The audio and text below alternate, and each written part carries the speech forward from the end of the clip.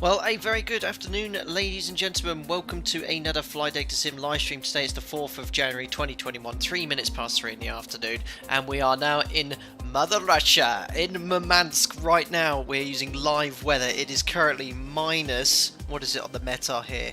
Minus 16 degrees Celsius, really cold, and I thought before the winter ends, it'd be a perfect opportunity to actually demonstrate in a live stream, because we have a tutorial for it. I've actually pinned it in the comment section above here.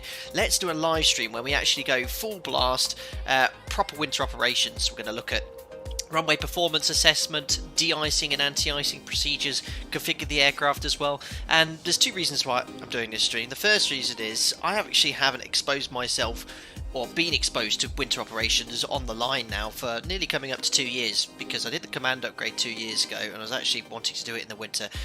So I did some winter ops there. Ooh, I've just been kicked off of X-Pilot. Yeah, I'm having some real performance issues at this airport. I don't know why, but I've just been booted off VATRUS. Let me look towards the sky for a second. So yeah, it'd be great for me to actually do some winter ops procedures with you guys, do all the procedures, talk about all the stuff there, and in a live stream. The second reason is because I haven't actually done it on a live stream before, so I can actually show you what to do. Now, we're actually taking part in a VATSIM event today. Well, it's not on the official VATSIM events website, but I noticed on the ATC booking site there were loads of online ATC at St Petersburg today, which ends in 3 hours. So I thought, why not fly to St Petersburg and do a domestic flight from Russia? So here we are in Murmansk. It's as far north as I think we've actually been. And the flight time's around an hour and 40 minutes. Excuse X-Plane 11, it doesn't look like it's minus 15 or minus 16 degrees. It's to do with the fact that it doesn't actually give you snow modelling by default. I know you can make lots of changes. I was discussing to some of the members before the stream started about how to get snow in there, but it took a lot of fiddling and a lot of tweaking. I just didn't have time to do that, unfortunately. But we'll have to use our imagination as well, and we'll be talking about all the winter ops procedures in these conditions as we have here. Loads of members here as usual. Tim Waters is here. We've got Sai going, what's up? Adam McDowell, Captain Monster, Kieran Harvey, who I think is taking part in this sector as well. Joe Drage is here, Captain Monster, Stephen Beckman, Jambino, Joe Drage as well, Kid Bear. I hope you're all doing very well. We even have the Russian FIR controller online. Hopefully he's going to be providing us some fantastic ATC here anyway. PlayFS, why does X-Pilot disconnect under 20 FPS? That's because it's going to start affecting how you appear to other aircraft on the on VATSIM, so you have to have at least 20 FPS. But this scenery I actually downloaded from a VATSIM Russia website. It's in the video description below, but it's really killing the FPS because of the night lighting. Now, we are live weather, of course. We are running the stream 6 hours behind live time. The amount of sunlight that Murmansk gets this time of the year, well, it doesn't even, the sun doesn't even get above the horizon because of it's so high up on the Earth. I think we're around 60 degrees north latitude here. So yeah, we'll have a little bit of sunlight to enjoy for this sector. But here she is, the ZIBO mod. We're in, ooh, that's very quick. What version is this one for? 345.5, the latest public version. I did a very quick test sector this morning. It all seems okay. Well, it was only just to make sure all the scenery is installed and working. But yes, let's call that enough for the intro music now and jump into the cockpit here. So we're going to use our imagination, okay? Let's imagine the aircraft's completely cold and dark. We've walked to it, and there is actually a thin layer of snow. It snowed last night, I think, in Murmansk anyway, so there's a little bit of snow on top of the wing. It's all iced up here on the wing, the horizontal stabilizer, the fuselage, and we definitely need de-icing anyway because of the external conditions, and we're going to talk about through that process shortly. But apart from that, the setup in these conditions isn't that too dissimilar as it would be to any other normal setup. In fact, we're going to do that now. The only difference is we'll turn the probes on a little bit sooner, and we're going to get the APU started. You imagine this aircraft's been sat outside for a couple of days. The current outside air temperature, what was it again? Minus 18? It'll be minus 18 degrees Celsius inside this aircraft, or minus 16, so it's absolutely freezing. So put the battery on, GPU on the bus, pop the electric hydraulic pumps on, verify the landing gear lever is down, and then we check the aircraft documentation. And we're actually going to start the APU straight away. Now, just before you ever start an APU, you want to be actually doing the fire test on it, just to make sure there's no issues with it, and it'll actually have APU detector in up and do the fire test as well. Make sure the light illuminates, because you don't want to start the APU and realise that none of the fire detection systems are working. So that's been tested. I'm also going to put the fuel pumps on now as well, just to allow for the APU to suction feed that. And you can actually see on the temperature gauge here, it's stuck on 0 already. ZIBO's gone to the effort of actually having a look at the outside air temperature, the heating. So for example, we'll put this straight away all the way up to warm to get the cabin and cockpit nice and warm here. It'll actually simulate cabin warming, so you have to use a bit of imagination there, but it's extremely cold. APU starting straight away. As I just mentioned, the startup is very similar to a normal startup. If it's extremely cold, for example below -35, you have to wait a couple of minutes, the engine stabilise after engine start, the oil could be a bit thick as well. But if it's below -40, you can't actually start the engines without engineering inspecting. I think it's the HMU, but I'll have to double check the sub procedures for that. But I've never experienced anything less than -12, 13 in my whole career in mainland Europe. So there we go, APU's on the bus already. We have to wait a minute before we can supply any air to the cabin. So whilst that's going on, we'll complete the rest of the panel scan. So we've done the fault and fire tests, we can arm the emergency exit lights, test the attend button. Here's our operational flight plan for this sector. I've also got a holdover time chart for us today, so we're going to be discussing holdover times. So we need 6.8 tons of fuel. Due to the fact it's a VATRUS event in St Petersburg, there's a small chance of snow, although it's only a 30% chance. We'll take about an extra 40 minutes. Alternate Helsinki has similar weather conditions, but they've got multiple runways, and looking at the runway states at the moment at both of those airports, they're all completely clear.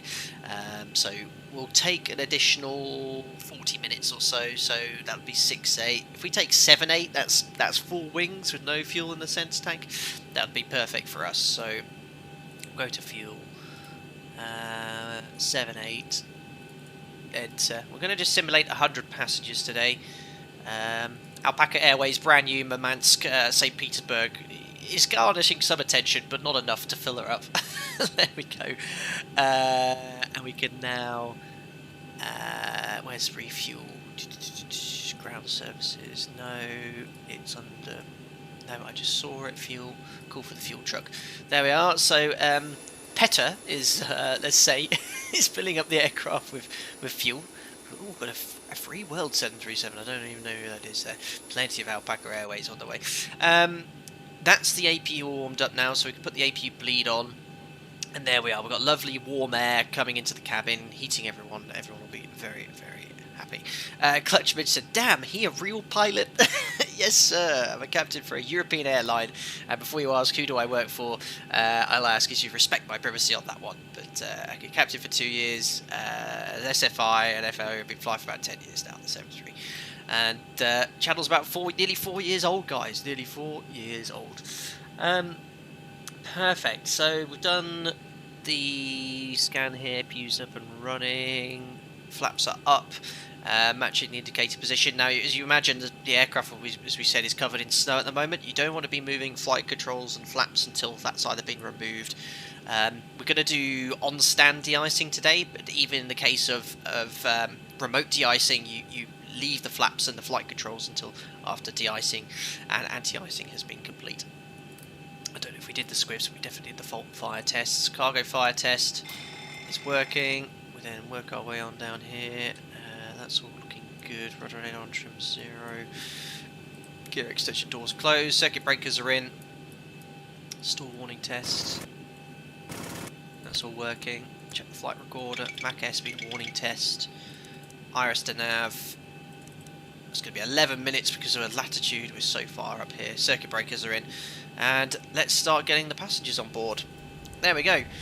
Andex says, "Hi Captain, hello to you." David Wake says, "Hello to Evgeny Kosarev. Will you be our resident local expert for today?" We've probably got some Russian watchers in for a change to give us some good advice. Blue Bear, I hope they drain the potable water system and turn the water heaters off for the toilets whilst parked up. Yeah, it's a good point. I mean, I don't know much about that, but aircraft that have been in these sort of conditions parked outside, you've got all sorts of fluids which should be freezing. But yeah, potable water, I guess that needs to be protected in some way. Isn't there a limit when you should start the APU? As far as I know, no temperature limit, Matteo. You can start it straight away. Woodrow Games, do you get snow? Unfortunately not in Expo 11 by default, but there are plugins you can use to Make sure you do have snow. Kurosh, would you go for the APU if the airport has those noise abatement procedures? Good question. Now, I don't fly into any airports which have those sort of noise abatement procedures for APU. They're usually large international airports like Barcelona, where they're very sensitive for noise. But yeah, I mean, if there was something prohibiting that, I should think the airport will have an alternative way of getting conditioned air into the cabin through an external cart, so I wouldn't worry about that. Cool, let's carry on with the rest of the setup then. So again, at this stage, nothing is new.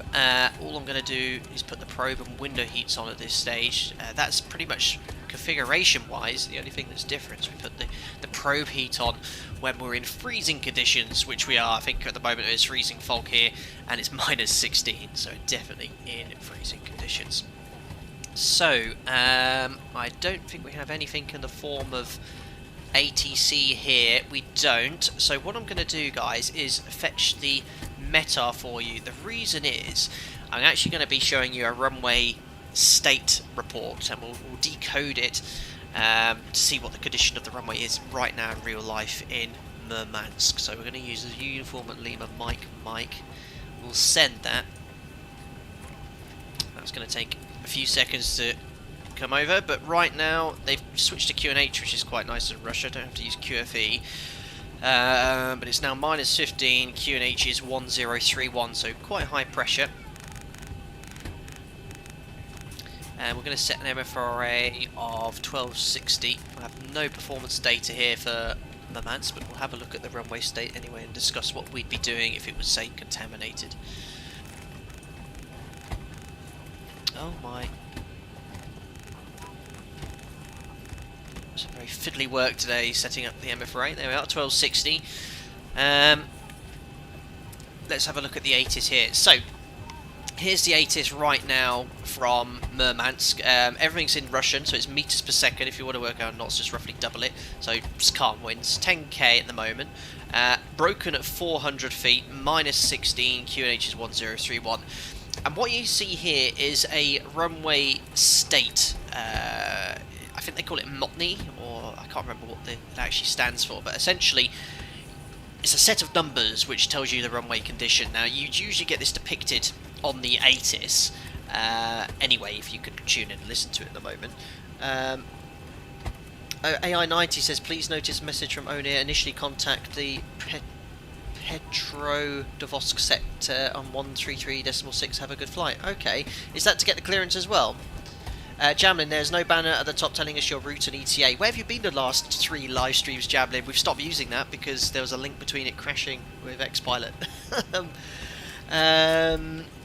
So, yeah, I'll have a look at that. AJ90 probably wants a bit more information there. So yeah, here's a runway state decoder. Now, you don't need to know what this is off by heart, but it's runway 13. Essentially, that's the runway in use at the moment, although I am actually planning 31. And you have a set of numbers here. Now, the first number here is the contamination type, so it's a 3, and then we have a decoding chart which tells you all the different contamination. So a 3 means it's covered in frost. I can't remember off the top of my head what the other ones are, but we again check this table. If you have a mobile phone with most popular weather apps, I'll even decode it for you. The next number here is a 5, and that is the amount of the runway that's contaminated. Now, the number 5 means 26 to 50% of the runway is covered, in this case, with frost. 00 is the depth of the contamination, so it's just frost, so it's 0 millimeters, but if it's, say, covered in snow or slush, we need to know the depth for performance reasons. And then lastly, we have the braking coefficient. So braking coefficient is how effective the brakes are. They're reported as a number which is called the coefficient, but we translate that into, say, a good braking action, medium, medium poor, or poor. And if this number's over 40, the coefficient's over 40, it means the braking action is good. So as far as the METAR says right now in Murmansk as we speak, the runway condition is it's not contaminated. It's just covered in frost. Frost doesn't have any impact on the stopping performance when it's just a very thin layer here. But essentially, you use this, 50, use these numbers 40, to work out the 30, contamination, 20, and then you go from 10. there. Thank you very much, Pad Pilot, for the £5. Oh, thank you. Learning so much from your vids. Brilliant stuff. Thank you very much, Pad Pilot. That's very kind of you. Now, obviously we're talking about the actual runway here in Murmansk. It's not contaminated, but what do we actually do if it is contaminated? Now, I haven't got a copy of it because I've only got a copy of my operator's chart here, but if you look online, you can actually get some online here. It's something called a TALPA matrix, which stands for Takeoff Landing Performance Assessment. And we use this matrix, it's from the FAA, to determine the braking action based off the external conditions. Now, there's so many variables with this. For example, there's loose contaminants where you can't use any reported braking actions, such as the braking coefficient. You actually only use the TALPA matrix. But essentially what this does, you put the runway state, is it dry, wet or contaminated? You then put the type of contaminant. So different types of contaminants would be, like we have today, frost. But frost isn't actually counted as a contaminant as such to affect performance.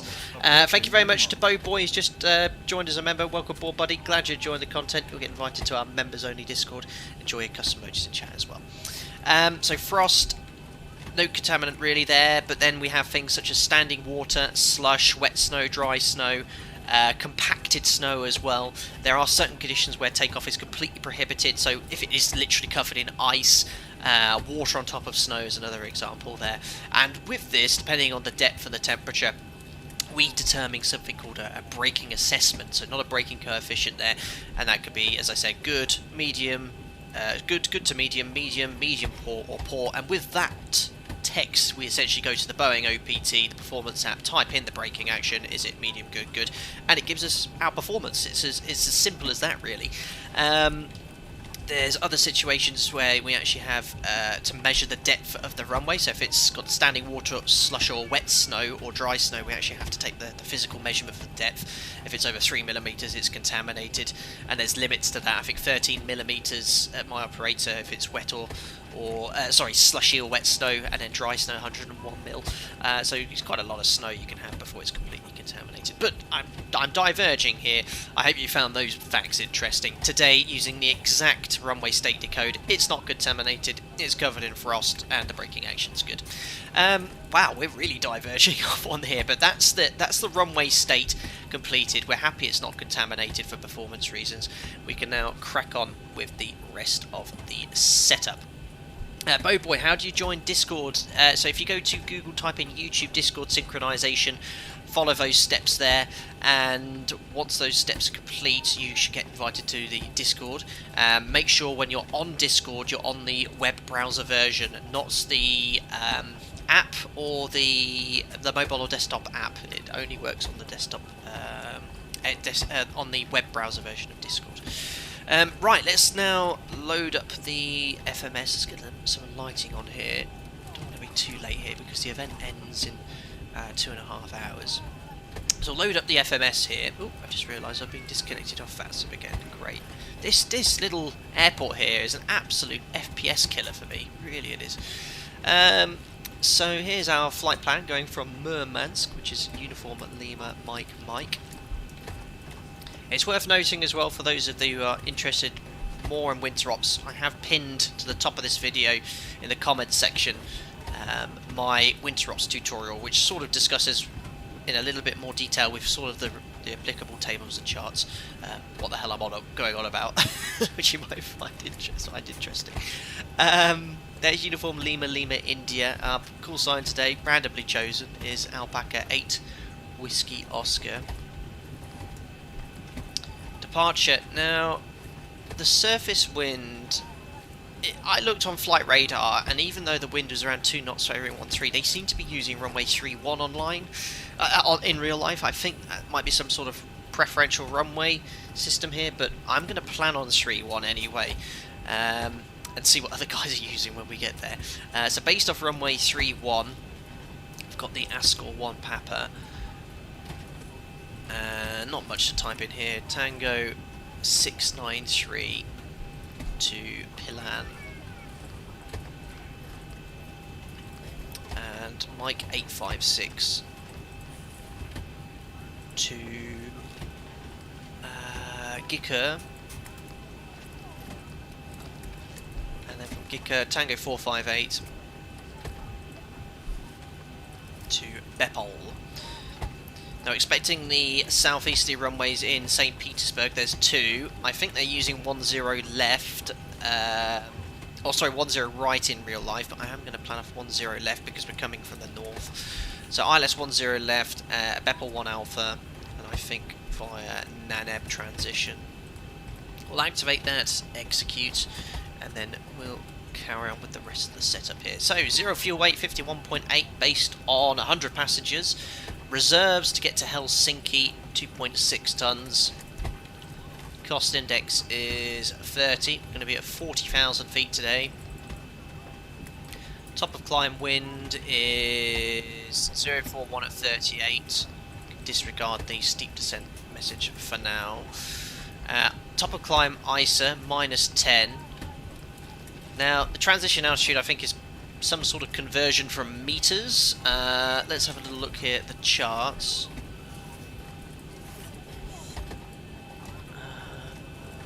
So transition altitude is at 4,000 feet now. So, you know, coded. I know they've only just recently converted to using QNH and feet in Russia. So I'm going to stick in 4,000 feet here. Now, performance, I don't have any accurate performance data. At my operator, if we're being de-iced or anti-iced in any way, we take a minimum of 24k. We do this to reduce the risks of tail strikes because it's less likely to happen with a higher thrust setting. And takeoff, I'm going to use flat 5, CG is 5.75.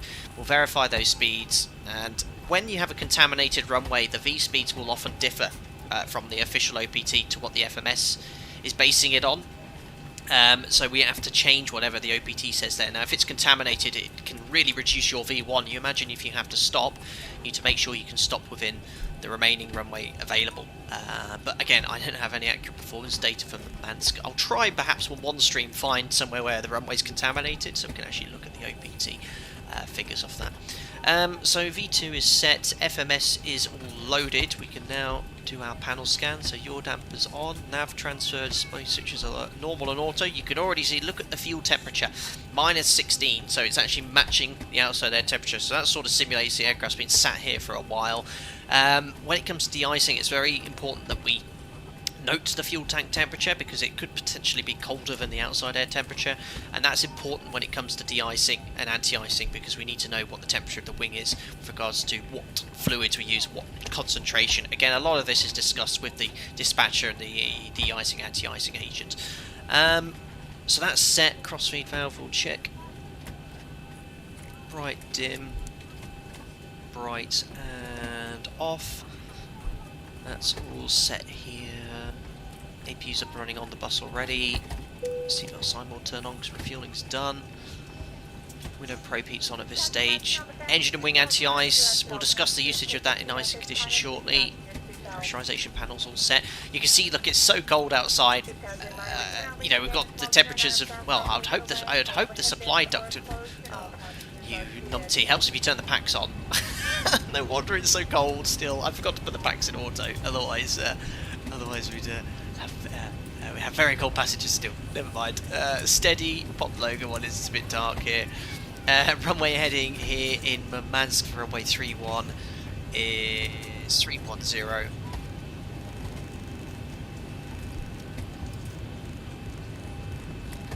Nightbot, you're still completely all over the place with my commands there. Unbelievable.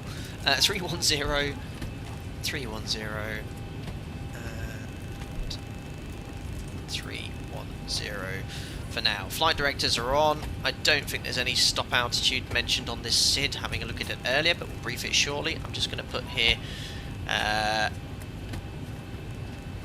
put that, imagine we haven't got a clearance yet. Auto brake to RTO, reset the fuel flow.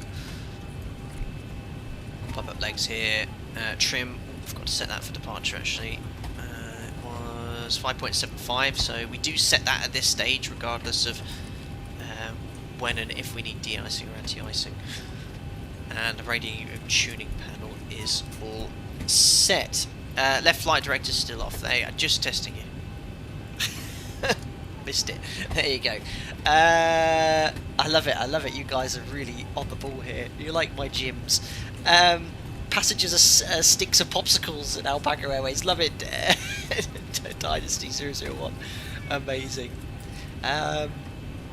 cool. Anthony Teal, what do you do if your Volvo is frozen? Brilliant. Cool, marionette. Cool, so the setup's done. So let's just brief the taxi SID and departure, then we'll de-ice the aircraft, get the aircraft configured for de-icing. So here we are, Murmansk. It's all remote stands here. We're on stand, I think it was 3 in X-Plane, but I think as depicted on... Oh, there we are. Yeah, there we are. Stand 3. I was on the wrong apron here. Outside the main terminal, we're going to taxi forward, and then I think we go via 5 or 1 onto the Charlie taxiway. It's all very narrow here. And there's the whole point. And we're going to taxi out with the flaps up. It's only a very short taxi. We only configure the flaps just prior to departure. Once we're ready, we're going to backtrack Charlie, and then you can actually vacate via Delta and Echo, which is quite nice. It just hopefully speed things up a little bit, and vice versa if it's 1-3 out and then in via Bravo and Alpha. So that's how we'll taxi, and we'll brief how for runway 31. You can actually see, look, someone's departing off runway 31, an Alpaca colleague in his A300. Very cool. So our SID's very simple. Transition altitude's 4,000 feet, so I'll have 1. Climb straight ahead 700 feet. And then we're going to make a continuous left turn inbound to Ascot, climb out above flight level 70. So that's the SID, RNAV based, highest terrain 2,600. So nice, simple SID there. Perfect. So at this stage here, the before start checklist is identical, regardless of the external conditions. Nothing is different with that respect. And now we have 2 checklists at my operator, depending on when we get de-iced or anti-ice. Now, there's 2 places where you can get de-ice or anti-ice. On stand, as we are now, which is quite common in mainland Europe. Depends where you are. Some airports have, where they have a lot of winter operations and disruption, they'll have remote de-icing, a specific place at the airport where you taxi out to, and then you get de-iced with the engines running. Now, I have no idea what they do here at Murmansk. I didn't see any de-icing or anti-icing pads here on the scenery, so we're going to simulate getting de-iced on stand here. So that's what we'll apply here. So if you just give me 2 seconds, guys, I'm just going to get my checklist from my operator based on getting de-iced on stand. And just before we do get de-iced, let's have a little chat about holdover times and all those sort of things. So we'll jump outside here for a little bit of immersion, just because my FPS is dying because of this airport here. So, let me just get the chart out here for you guys. Should now work. So, yes, again, imagine the aircraft is still covered in snow. Ethiopian Airlines, he's definitely a long way from home. So here we have something called a holdover time. Now, you imagine you fly to an airport and you get de-iced by a particular type of fluid. Now, there's dozens and dozens and dozens of different types of de-icing fluid depending on where you are in the world. There's also 4 types of fluid. So you have Type 1, Type 2, Type 3 and Type 4. The higher the number, the thicker and more effective the fluid is. Now, it's very common in Europe to find mostly Type 1 or Type 2.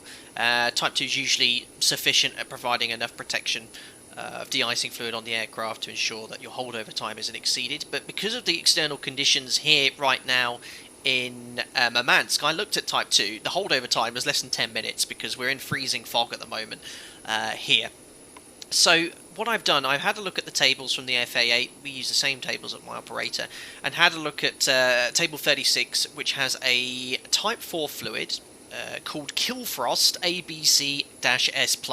I think it's one of the thickest de-icing fluids you can possibly find, and it's very effective. It gives you the longest holdover times. But again, we don't decide what fluid to use. The de-icing operator will choose a fluid or use whatever fluid they have in stock for the conditions.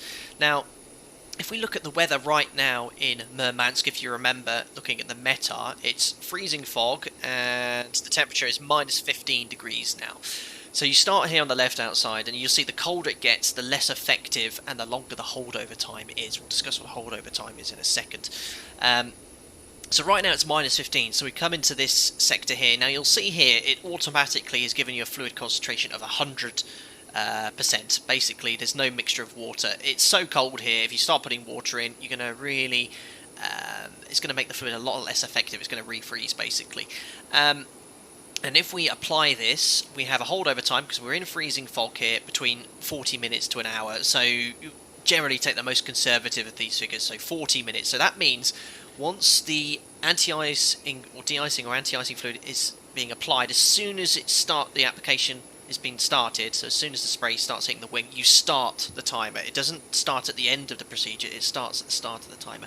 So that means as soon as we start de-icing, we've got 40 minutes until the holdover time's exceeded. Now you'll see here, when it starts snowing, you have very light snow, moderate snow. The holdover time decreases, and you can see, look, if it's minus 15 as it is now, and it's snowing heavily, look at the holdover times. It's basically useless. So you're pretty much not going to be going anywhere unless you're on the runway. And you'll see, look, when it gets to freezing drizzle, light rain, or rain on a cold soaked wing here, there's no holdover time guidance, because the eye is going to basically freeze as soon as it touches the aircraft here. So that's what essentially these tables represent. Now, what is a holdover time? A holdover time is the point at which you must be commencing takeoff. So if after, what's our case here, minus 15 we said, didn't we, freezing fog, these are our conditions, we've got to be taking off by 40 minutes. Now if we get to 40 minutes we still haven't taken off, we need to assess the situation. You know, is the holdover time exceeded? Yes it is, and we'd actually want to get something called a pre-takeoff contamination check, where the aircraft's externally inspected again to make sure there's no contamination. But also you've got to be very wary. We're basing off freezing fog, but if the conditions change, if it starts snowing, you've got to realise that, and realise that your original holdover time might not be valid. So you have to change the conditions. It's very variable. Conditions change over time. So you can see, look, if it started snowing, we'd have to change the holdover time. Now, how do you work out what the intensity is? It's based off visibility. So if it's snowing, you have a look at the visibility. We'll have a separate table, and based off that visibility, you work out the intensity of the snowfall. Now, just before we start the de-icing procedure, this is really going in depth. Let me know in chat, do you like this, or do you want me to crack on? I think most of you are quite interested in all this. There's either two steps or one step to de-icing. Basically, a one-step procedure is the removal of the contamination, and the fluid also protects the aircraft. The fluid has to be warm or hot. I think it has to be over 60 degrees. And again, we start the timing as soon as the procedure commences. There's also something called a two-step procedure, which is a bit more efficient. Basically, the first step is a neat de-icing fluid which removes the contamination, and then a second step is applied of anti-icing fluid to also protect the aircraft. It's a little bit more efficient, uses less fluid doing that there. So what we're going to simulate is a two-step procedure. The first step, we'll imagine, has removed the contamination from the aircraft, and we're now about to commence the second step here. The conditions based off the external weather, when freezing fog, we know the holdover time is 40 minutes. So let's start the process now. So the aircraft's configured here, and I'm just going to quote the checklist right in front of me for de-icing prior to engine start. We make sure the APU is off unless needed. Now, we do need the APU for the electrical power. The GPU would be disconnected at this stage. Verify the flaps are up, which they are. Now, this is very important. We actually turn the APU bleed off. Yes, that's going to get everyone cold in the cabin, but if you leave it running, there's a chance you could ingest the de-icing fluid into the air conditioning system, and it's been known to cause, I'm sure you've heard of these fumes and smokes events, you know, it can actually be quite, can make people quite ill, so we actually turn the APU bleed off there. And that's it, the aircraft is now configured for the de-icing and anti-icing procedure. Now, ZIBO has us covered. If we go here to start de-icing, now remember what we said, as soon as that process starts, we start the timer. Remember, we've got 40 minutes until the holdover time is exceeded, and there you are. You can imagine all the snow falling off the aircraft for a little bit of immersion here, but all the doors are closed, all the passengers are boarded at this stage, and yeah, that's applying the procedure there. Tobias, oh no, cold again. Yeah, you would be getting cold again with the APU bleed off, but that's just something that we need to do in this situation here. Just turn the noise down slightly. Gordon says awesome. Indigo Bolt says cool. Nicholas, get pushback ready. We don't need to here. It's a remote stand, so we're just going to taxi straight ahead. There's no pushback tugs here at Murmansk. What was that purple gas? Well, it's representing the de-icing, anti-icing fluid that you if you type in YouTube aircraft de-icing, that's essentially what they're doing now. Now, one of the things that we haven't actually discussed is you actually choose where you'd like the aircraft to be de-iced. You might only need the wing de-iced or the top of the horizontal stabilizer, but we're going to imagine that the whole aircraft is covered in snow, and this process can take quite some time. But we'll let ZIBO run its thing. I think it lasts for about a couple of minutes or so. They're not chemtrails.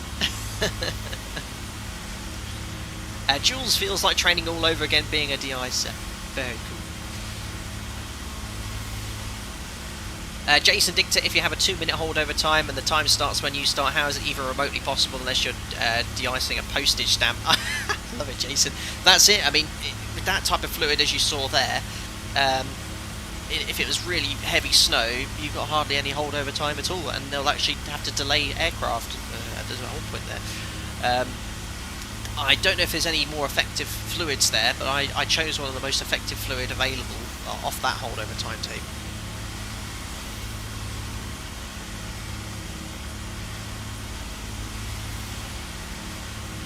Very good. Anyway guys, if you are enjoying the video looking at winter operations, don't forget to smash the thumbs up button. Check out the pinned video above as well. It's a little bit of an older tutorial, but it covers pretty much the exact same procedure. John Rayfield, is the 13035 on the vehicle the comp frequency to contact them? Very well spotted, John. You're quite right. Yes, they'll usually have their own discrete frequency to contact, so you can basically liaise with them to get the de-icing procedure, because there is paperwork involved with this, and my operator, we have a unique form which we need to fill in. We then hand it to the de-icing crew, they sign it to say it's been de-iced, and then we agree the holdover time and all that sort of stuff there. So in reality, you can see they've disappeared now. Oh, and I've been kicked off VATSIM again. Excuse my FPS here, guys, it's the lighting at night. So yeah, once that's done, they typically drive to the front of the aircraft, we'd open the window, and then they pass us all the paperwork and the form. And remember that holdover time we started, 40 minutes? If it exceeds that time, we need to reassess the situation. But again, if the conditions change, we need to, again, reassess whether we need to be de-iced or anti-iced again. And if the holdover time's exceeded, or if it starts snowing, we need to repeat the whole de-icing process again. That's happened to me before. I've de-iced once, and then it really started snowing quite heavily. So it was remote de-icing. Everyone just basically was queuing at the whole point. Everyone's holdover time was exceeded. We all taxied around to get de-iced again with a thicker fluid. But this whole process took over an hour. So these things do happen. Joe Drange, I'm having issues with FPS and lighting at night. Not sure what's going on at the moment. Yeah, it's my settings. You need to turn the anti... Is it pronounced anti? You know what I mean. Turn that down a notch. I turned it back up because I don't like the effects, but it does kill the FPS slightly. Right, we're running 10 minutes behind schedule. We were due off shortly. Did someone say that I need to contact a centre frequency for departure? Is he dealing with our clearances at the moment? I'm not sure. Anyway, once the de-icing or anti-icing is done, we have to wait a minute until that's completed, and then we reconfigure the air conditioning panel. We can put the APU bleed back on, and then we'd complete, if not already completed, the before start checklist, which is pretty much done. Right, we'll put that frequency active. Nope, everyone's on Unicom. Okay. Yeah, I looked online. There's actually no ATC in this sector here. So imagine we've got our clearance. What I'm going to do is... It's funny actually, because if you depart Poland, you often get cleared straight up to your flight level. I'm just going to stick in flight level 400. And we'll announce on Unicom we're about to start engines. 22.8, just going to turn the wave up here. 04124, lining up 31, we'll wait for the alpaca to backtrack. There we are, alpaca backtrack. So we'll start engines on stand. We'll imagine we've got our clearance to do that. So there's, again, same start procedure, packs off, anti-collision light is on, parking brake is set, and transponder is out off, checks complete.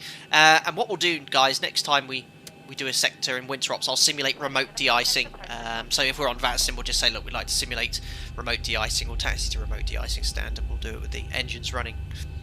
Mark Salvano, upper overlaid state, just stop using it because unconfirmed, but apparently some people were having crashes with X-Pilot and Sim Toolkit Pro, and I had a bit of a spate of crashes recently in X-Plane, and ever since I got rid of the Sim Toolkit Pro, I've had no crashes, so I'm not sure. I'm not sure if that's linked, but the developer I've already spoken to is going to do some testing, because I do miss having the overlay to provide all the flight information there.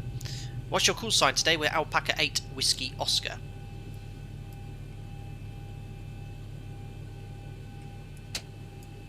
Perfect. So, starter cut out, monitoring engine number 2, all stable. Starting now engine number 1.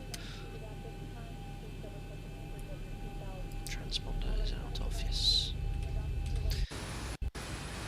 So yeah, I mean, obviously right now in Murmansk this will be covered in snow and ice, and it doesn't look like it's minus 15 basically in the sim, unfortunately. Unfortunately. 25%. Minus 15. Go on. So we're not quite finished yet. We've still got some checks to do in these conditions.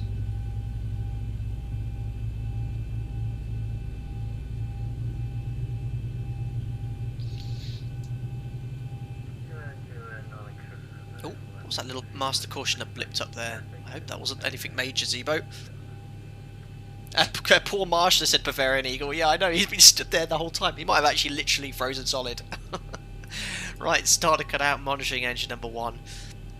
2, 4, 6, 3, 1 is stable. And now the flow we're about to do is the same one we do, but it's slightly adapted to these conditions, because we are in freezing conditions as defined by Boeing, which is 3 degrees or less, and follow conditions, so freezing fog in our case, rain, snow, sleet, ice crystals, snow, slush. I'm going to imagine there's snow melted on the ground here.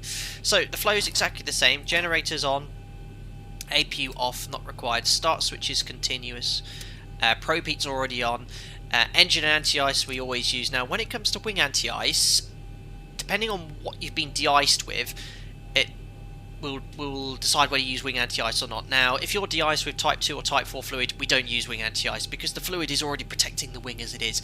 Now I am going to turn it on, even though I wouldn't in real life. The reason is X-Plane has a tendency to give quite aggressive wing icing in icing conditions, which obviously it doesn't know if you've been de-iced or iced or not, so I'm actually going to turn that on for takeoff. That just stops ice building up in the sim, and wing anti-ice automatically turns off as soon as you're airborne anyway, but that will prevent any issues in the simulator.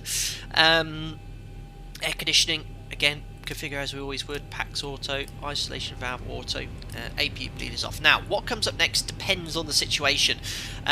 Flaps, we're going to be taxiing out with the flaps up. The reason is we're in freezing conditions. If it starts snowing, we don't want snow to fall in all the crevices there. So we'll imagine that there was snow on top of the wing at the start, so I'm actually going to cycle the flaps fully to flap 40, and we're just basically checking that all the needles are moving correctly.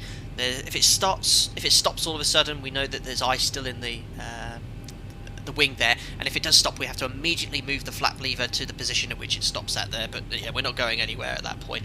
And if you're doing remote de-icing, if the aircraft still had snow, ice and all that on the wing, we delay this until after de-icing. So it all looks good. Flaps we can put back to up.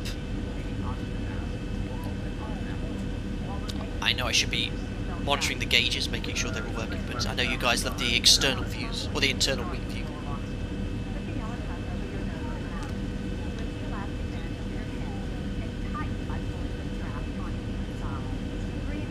Mega Testone in Russia, you don't read back clearances, the clearance reads back you.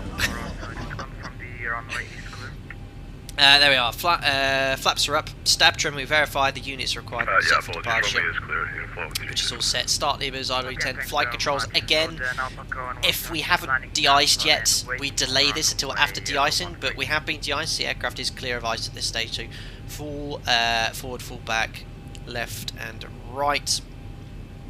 Rudders, full right and full left. Recall, blank the lower DU, and that's it. We'd read then a different checklist. We call it the before taxi checklist in freezing conditions by operator. And that's it. We're all now ready for taxi. Now, big thing to remember, guys, a huge threat. Look at this. Flaps are not extended for departure. Now, the reason they're retracted, you imagine, as I said, that this apron is covered in slush and snow. If they're out at flaps 5 and the jet blast and the wheels are flicking up snow, they can get it all in the crevices here. I mean, you you see when they're clean, look, it's a lot less likely to get stuck in here, but if they're extended, there's a lot of mechanical parts exposed just above the wheels, so we taxi with the flaps up to prevent any of that contaminant getting into the aircraft, because obviously when we retract the flaps, if it's full of ice and snow and slush, it's going to break things. So that's it. Now, at by operator, we now choose an option. Are we going to be de-icing with the engines running, or is de-icing already complete? In our case, it's already complete. We now taxi to the hold point with the flaps in the up position, and that just means when we commence taxi, there's no point doing the config check because it's going to sound because the flaps are up. So that's it. Wicked. Right, we'll let Unicom know that we're taxiing. Oh, I didn't mean to release the parking brake already. Oh, I just wanted to check the situation one as it was outside. Yeah, it's just an alpaca flot taxiing out, so I'll tell Unicom we're on our way. Unicom Alpaca 8 Whiskey Oscar taxi holding point Charlie for runway 31. There we are, parking brake release, config. We wouldn't do, there you go, that's rhyme repeat response. I'm so used to doing it, but I'm not actually checking the config. And when you're taxiing on a contaminated taxiway, the aim of the game is doing everything slowly. Maximum 5 knots if the taxiway is contaminated. And be prepared. If the aircraft isn't stopping under the wheel brakes, use reverse thrust if you need to. It's better than going on the grass, let's say. Watch out, Igor. I don't want to suck you into the engine, but I think, yes, it's minus 15, and he's, yeah, thumbs down, is that, sir? It's very cold. Maybe perhaps put a coat on. There we go. Oh, these guys are very brave. Right, so I think it's a little bit different to the stand here, so what we're going to do, I'm actually going to taxi via this stand here as depicted on the chart to get to Charlie. It's not very clear how otherwise I'd get there. So here, remember, it's so foggy I can't actually go. There's Active Sky doing its thing. So it's going to be a little bit of a queue here for departure. VATSIM event ends in 2 hours. Oh, someone's departed off runway 13. Well, I'm going to use 31. The Murmansk traffic Alpaca 117 is right now airborne passing. That's very good. That's Captain Monster, one of the members. Very good, RT. So you remember that holdover time we discussed? 40 minutes in freezing fog. We're at 13 minutes, so we still have, you know, just less than 30 minutes to be airborne by, so enough time. But again, you're always monitoring the conditions, seeing if they're changing. If they change, you know, you're going to have to reassess the situation. Do we need to be de-iced again or anti-iced? Go from there.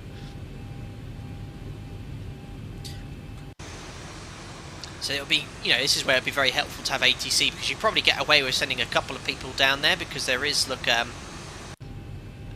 plenty of room to get 2 aircraft at the whole point.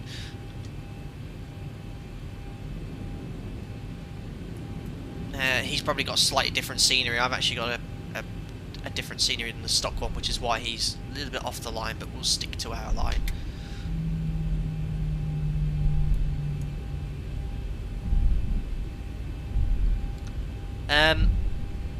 So yeah. The Murmansk traffic Alpaca 117 is at 5,000 feet. We are coming to flight level 320. Proceed is direct. Mic number 137. So yeah, we're okay. Flight time's an hour 40, and that event ends at 2 hours 10. So if we get airborne within the next 10 minutes, we should get there 20 minutes before the event finishes. I think they'll stay on for a little bit longer, hopefully.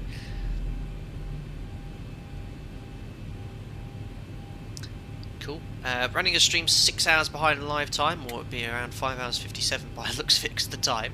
We'll set the parking brake. So we don't actually complete the before takeoff checklist yet either, because the flaps are up, the aircraft's not configured. So what we do when we're ready to take off, or in this case line up a backtrack, we'll complete the before takeoff checklist in freezing conditions, and we just basically reconfigure the aircraft, the flaps in this case, check the holdover time's not been exceeded or the conditions haven't changed, and go from there. Jonathan Wiltshire, everyone, using runway 13, insert reasons, flight deck to sim 31, that's the one for me. I'm only using it because I looked at the wind, it's calm, and everyone on flight radar today was departing off runway 31 here. I've got no additional information about what runway they use or what the preferential runway is there. Listen, would you leave the flaps?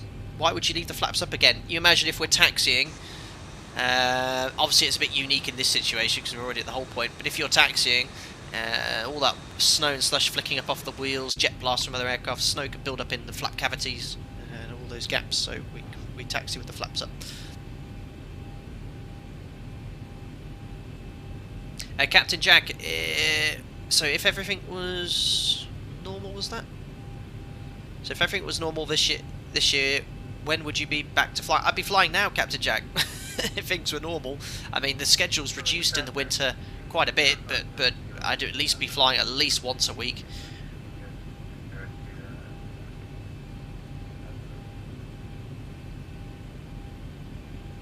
David Dillon, not sure if appropriate. Do you fly with Dutch pilot girl? I don't even know who that is, David Dillon, but no. And I wouldn't even say if I knew someone if I'd fly with them. So I'd say inappropriate. Aviation King Gaming said Flight Simulator. William B's level the green with -40 weather, I know. Oh great, I've been disconnected off VATSIM again. Honestly, this airport, for its size, is... Look at this. It's the fluctuations in the FPS. Look, it's 45, but they're only down to 19 occasionally.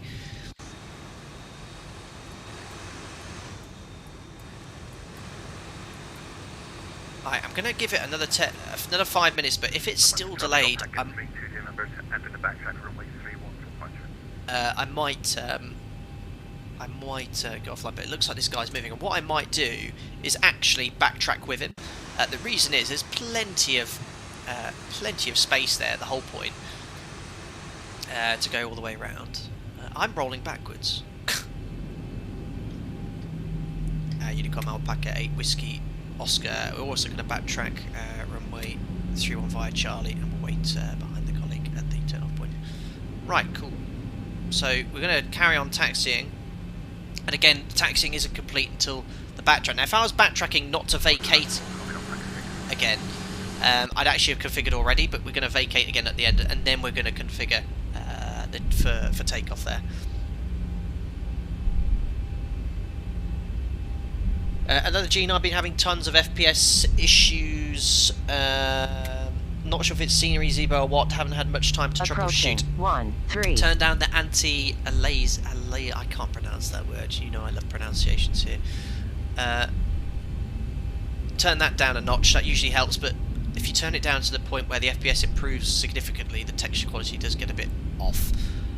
On so runway, I should turn it back up again. 1-3. Flaps. He's really taxiing there. So, this RAS model is really good in this sim. It's moaning at me because I'm on the runway without the flaps extended. It's exactly how it's meant to work. That's really cool. But obviously we know why. It's because we're in freezing conditions. We're going to have to wait to configure the flaps for departure. And Nevada Rocks, how long does it take on average to de-ice an aircraft of the size of the 737? It really much depends on the contamination. If there's a lot of snow, ice and whatnot, it could take as much as 15 minutes. I've been de-iced in less than 10. It really depends on the contamination, the fluid they're using, if they're doing a one-step or a two-step procedure. Because if it's a two-step, they need to effectively apply 2 amounts of fluid. Listen, don't you fear a little that the other plane will take off into you? I hope not, seeing he's vacated, but hopefully he won't do a rolling start.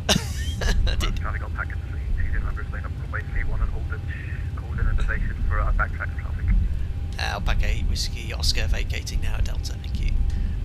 Perfect. So that's how Leeds, for example, they do this all the time. He shot off though, he was going off a little bit ahead there. So I'm only a little bit quickly around this corner. If it was covered in frost and ice and snow, I'd be making a maximum speed of 5 knots, but there we are. We've vacated.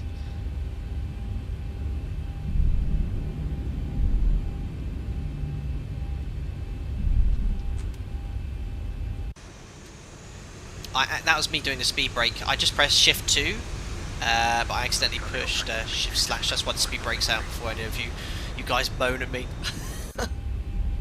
You heard it click. There's a little Robinson. Look at those Russian helicopters over there as well. That's pretty cool. So there's someone in a little helicopter on VATSIM. Oh, cool. It actually has spinning propeller blades as well. That's really cool. I've noticed with the latest CSL, like the aircraft move a lot more dynamically. Like the engines are spinning and stuff like that. That's just pretty cool.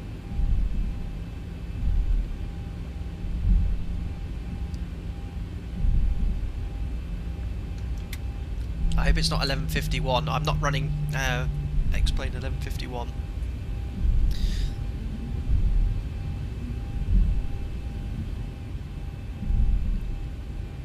So here we are, we're at the hold point. That was the rubbish trying to stay on the taxi line there. So parking brake is set. We now need to complete the before takeoff freezing conditions checklist, because remember the aircraft's not configured. So this is what we do at my operator. When we're at the holding point or backtrack is expected with no delay, we complete the following checklist. Flaps we configure for departure, so 5.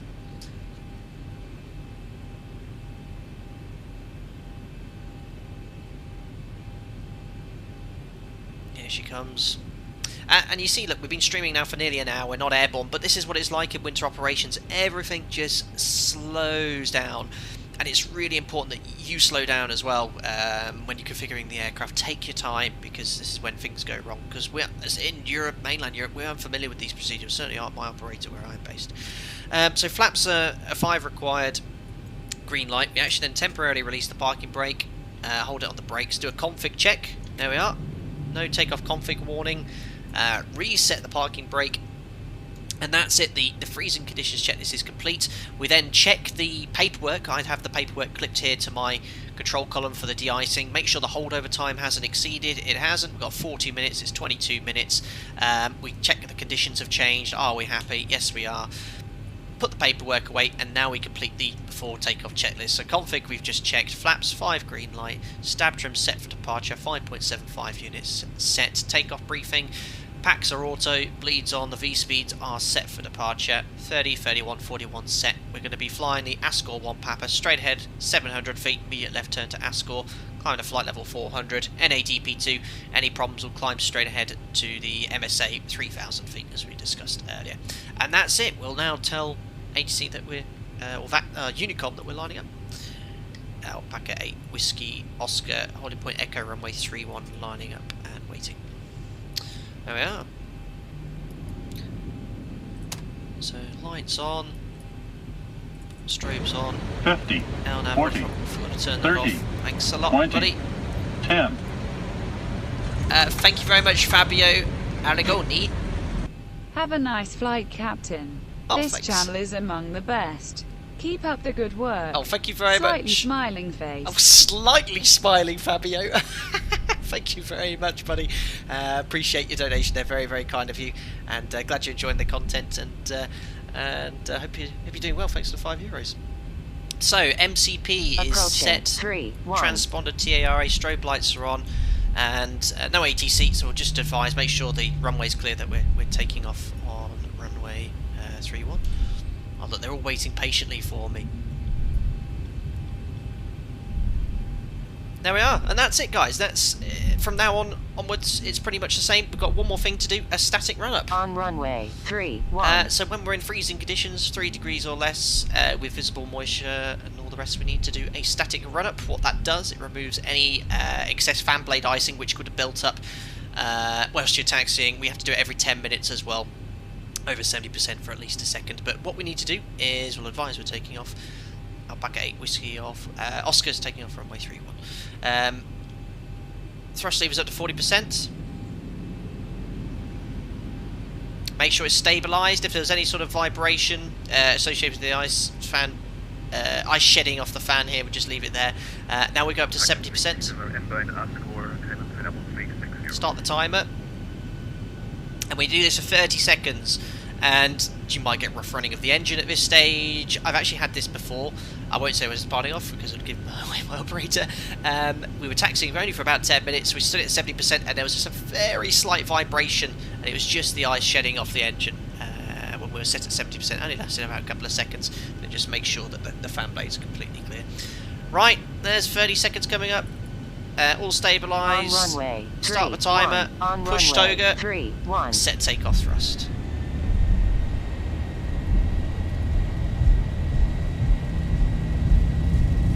There we are, takeoff thrust set, indications normal.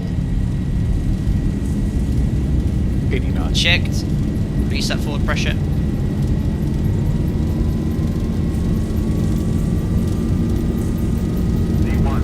rotate. Up we go. 2 to 2.5 degrees per second. And we're airborne. Straight into the clouds and onto the flight directors. Pause ready to climb, gears coming up and trim. So it's turning a little bit early. Should be waiting until 700 feet to command that turn, but we'll take it. I won't do the external view because you won't see much. 1,000. Already on top of the cloud, look at that. 1,000 feet, bug up. There's climb thrust. So slowly lower the nose onto the flight director. There we are, accelerating now. We're above V2 plus 15. Select flap spot.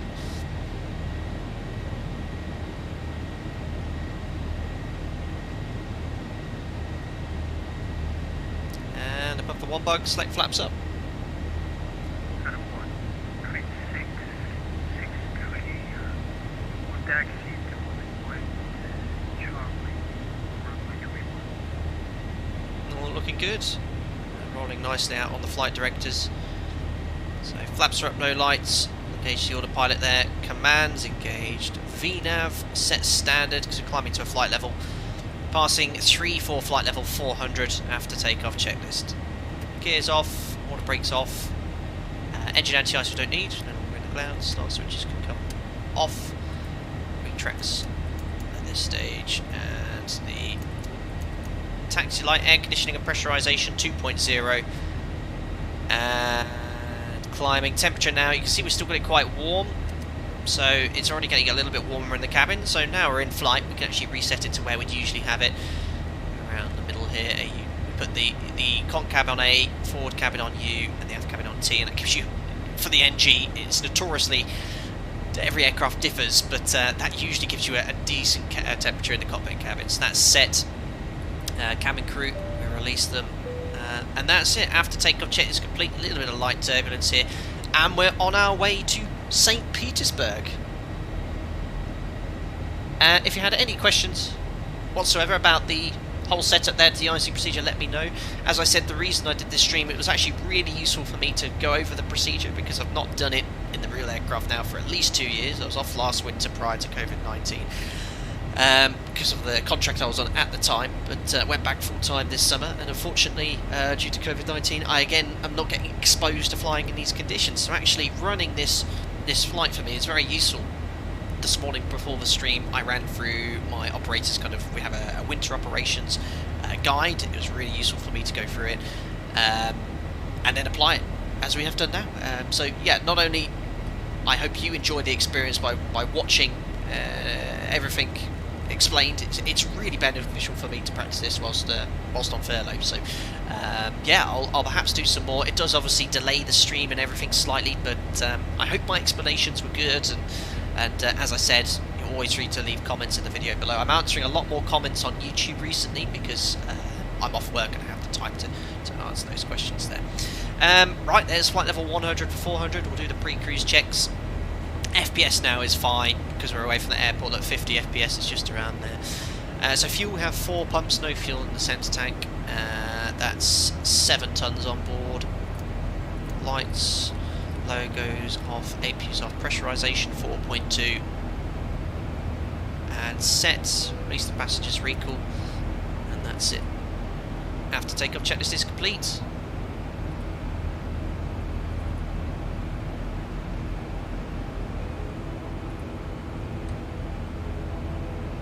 Press like for the explanation. Thanks a lot, Ivan. Guys, 810 of you watching. Don't forget to smash the thumbs up button. If you want to review your winter operations procedures, you can then just look up your liked videos and there she'll be. So I'm running the sim 6 hours behind live time and a bit more. Should be there 11:47 plus 6. So 17:46. It's around 15 minutes before the event ends. So hopefully they'll stay on a little bit longer to get us in there. Graham Coney, if you use Type 4 fluid, do you have to increase V2? Don't think it makes any difference to your V speeds, Graham, at all with your fluids. Not on the 7.3 anyway. That's a separate thing there. But essentially, the higher the number of Type... I've never used Type 4 in my entire career. I've only ever seen Type 1 or Type 2. Type 4 is usually reserved to the very cold places like where we are today. We're leaving Murmansk. So look at this, in the game right now it's 10 Zulu, I think local time right now in Russia in the game is 1 o'clock in the afternoon. And look at how little light there is because we're so high up on our latitude here. I'll try and find you, I'll show you where we are in the world. Look at that. That's where we are, Murmansk, right up in the Baltic. Sorry. Going further south here, and there is St Petersburg here. I believe that's St Petersburg in Russian, but there's Helsinki, not too far away from Estonia as well, Tallinn here. It's an hour 40. I did say this is far north as we've not. That's not true. We've actually been here. I think this is, what was the name of this island again? Is it Svalbard? I can't remember. We did actually fly there once at the 727. So I was funny or porky when I've said I haven't flown this sort of. FS Turn, hi, do aircraft consume more fuel during winter due to the need to heat up cabin and flying with ice on the frame? Good question, FS Turn. Yeah, I mean, on the ground we're going to typically burn more fuel because of the process involved with de-icing. If remotely de-icing, we're going to be stood there with the engines running for a while. There's also a delay at the whole point to configure the aircraft as well. Ice build up on the aircraft, you know, we have ways to remove ice. The build-up that we typically expect won't be enough to increase fuel burn. So yeah, it's not taken or factored into any account there. Captain Boeing 787, what game is this? We're in X-Plane 11.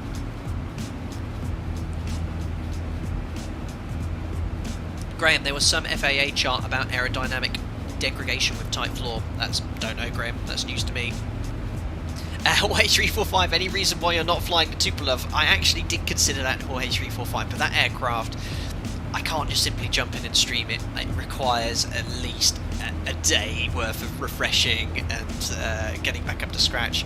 I did consider it because we're doing a domestic Russian sector. Of course it would be befitting to do for Tupolev, but I think people would rather see me nailing the, well, I say nailing, I hope I nailed it, the de-icing anti-icing procedure in the 7.3, which is what I operate, obviously. I think that was a little bit more beneficial perhaps than flying the Tupolev, which will definitely be a more entertaining stream. We'll fly it again very soon, I promise you. Anthony Teal, boss, can you link the FAA chart you referred to? Yeah, I'll drop that in Discord after the stream as soon as I can, Anthony.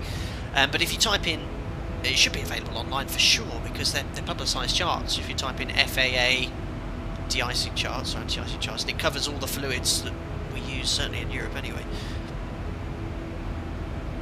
Alan Story, hope you're doing very well, my friend. Hi, Captain. Can I wish you and Mariana a safe, happy, healthy New Year? Thank you very much, Alan. Hope you're doing very well. Alan's one of our, used to be a member of ours, and we got him all set up on Discord 50, when he became a member. 40, I hope you're doing very well. 30, So thank you 20, popping in. 10. Thanks a lot, Kieran Harvey, for the £2. After I had been sitting there for a bit and had already loaded passengers, I realised the cabin was -4 degrees. Poor things. Whoops. Kieran Harvey, thanks for the £2, buddy. I think, what aircraft are you taking? Did you go Airbus? I know you're about 30 minutes ahead of me. But yeah, I did the same thing. I forgot to put the packs in auto, so I'm cold, the passengers are cold. Everyone's cold and complaining. Thanks a lot, buddy.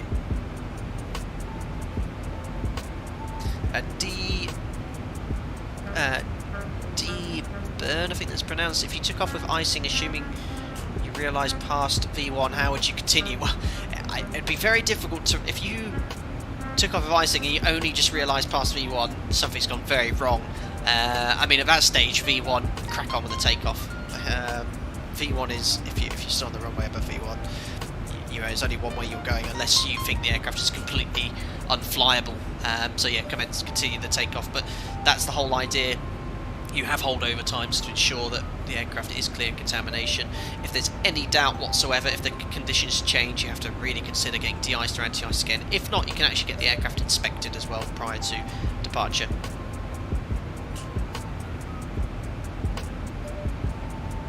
Captain Boeing 787, I must sub. Please do. Don't forget to subscribe. We're streaming at least 2 to 3 times a week on this channel. Don't forget as well, I know not everyone here is into gaming, but we do have a second YouTube channel now as well, both run by my partner Mariana and myself, Flight Data Gaming.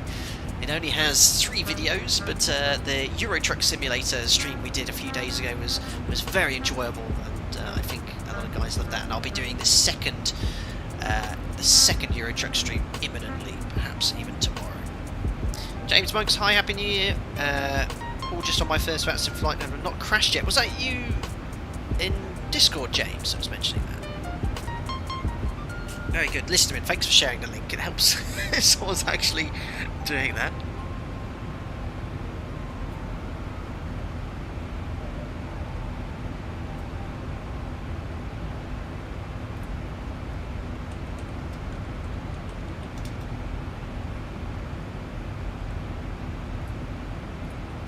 There we are, nearly up to 28,000 feet.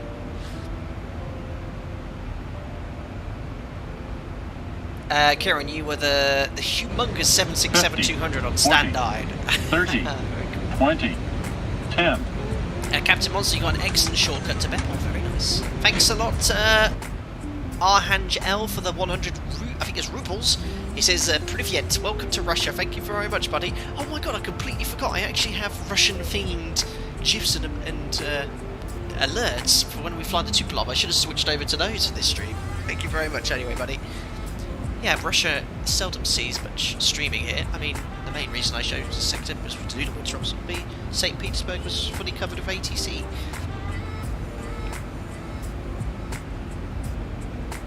Moen, what time are you estimating St Petersburg? Right now, 11:46 in the game. That's going to be an hour and 30 minutes from now. So UK time, 17:45 Zulu. Or 17:45 Zulu, wherever you are. The sim is running 6 hours before.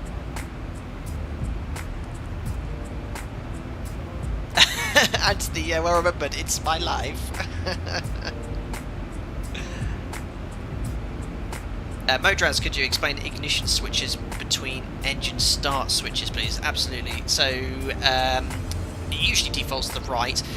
Now, let me try and remember this. The ignition is powered by 2 different sources. The right igniter is powered by the standby electrical system, the left igniter by the AC transfer bus. If we have a problem with the igniter, we need to make sure that at least the standby system is powering one of the igniters. That's because in the event of total loss of AC power, we lose a source of ignition. So right now, if I was to put the start switches in continuous, just the right igniter's firing out of the left ones there. If I put it in flight, regardless of the position of the switch, all the igniters are firing. Situations where we'd use this, severe turbulence, engine in-flight restarts, if both engines have failed. If we're doing the de-icing of the fan blades in flight, which we can actually do, we'd move these switches to flight as well. But yeah, we use the right igniter when we're operating from a manned station left, if not. But yeah, I mean, I've not looked that up for at least a couple of years. That's my very vague, sketchy tech knowledge coming to fruition.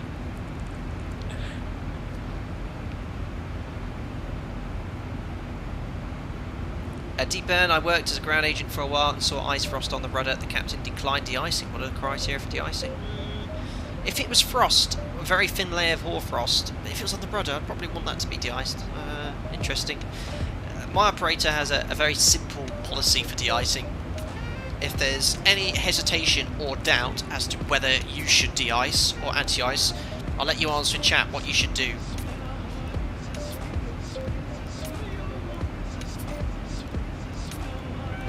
Matthew, depends on the aircraft and operator, and might prefer to have both engines running AP off for de-icing to avoid ingestion. There you go. Every operator will have slightly different procedures and profiles on what to do.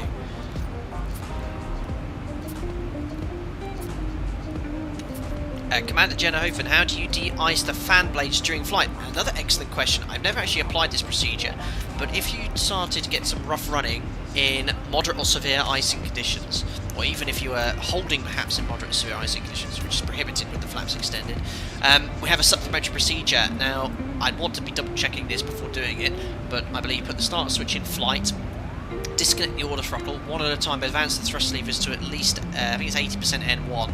So obviously at this high thrust, it wouldn't make much difference. It wouldn't make, okay. There'd be no ice adhering to the fan blades. And then you reduce the thrust again, and then you compare the vibration figures. But again, I've never applied this procedure. It's in the supplementary procedures, and I'd be reviewing that before doing it in flight. But this would be if you're holding or in moderate or severe icing conditions. Severe icing conditions is no bueno if you want to get out of it ASAP. Moderate, the aircraft is certified to fly in moderate icing, but again, you don't want to be prolonging your time in icing conditions. Yeah, I'll double check that procedure now. It's a very unusual procedure to do it because obviously the aircraft's going to get asymmetric thrust for a short while.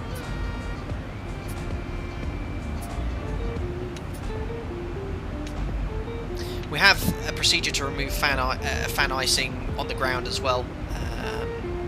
You can use either hot air or a very neat type of fluid which the engineers have to deal with.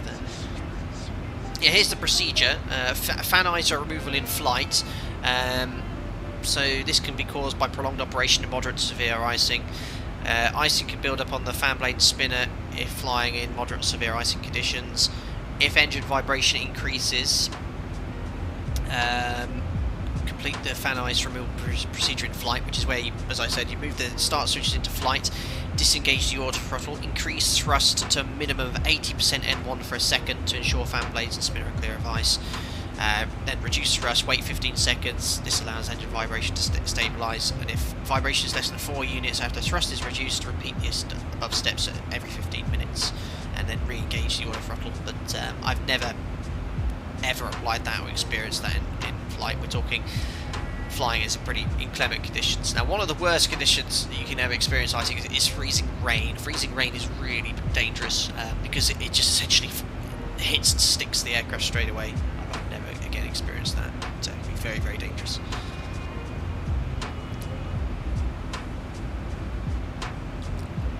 Joshua Becker, what inch monitors do you have? I have 2 Samsung 27-inch curved monitors next to each other. You got an aircraft 1,000 feet below you? Yeah, there's a little bit of a group flight going on here in VATSIM. Looks like he's cruising a little bit lower than us though. We're going up to 400. Bavarian Eagle, where's vibration indicated? Ooh, right at the bottom here, look. Vibration 1.4, 1.6, so it's normal.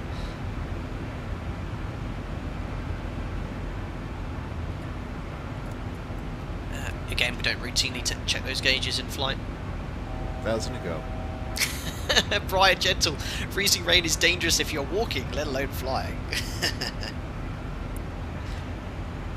And Joshua Becker, how much was your PC? I got this at a discount at the Flight Sim Cosford show with these specs, and I bought this in 2000 and I'd like to say 2017, end of 2017 or beginning, I remember, or 2018 now, I can't remember. I paid £1,400 for these specs, and that was on a discount. HG Simulation, are you running X-Enviro today for this flight? I don't have X-Enviro. I've heard many good things about it, but I've heard it also affects your FPS quite a bit, so I don't actually use it. So this is stock X-Plane with the active sky cloud textures.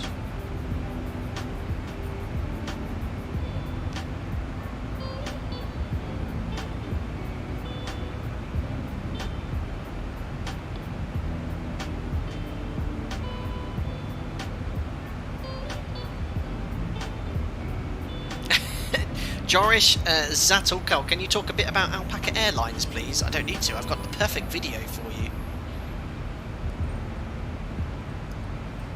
And it's Alpaca Airways. I'm only joking. Actually, I need to put that as a command. You want to learn about Alpaca Airways? Here you go. This is the only video you'll ever need.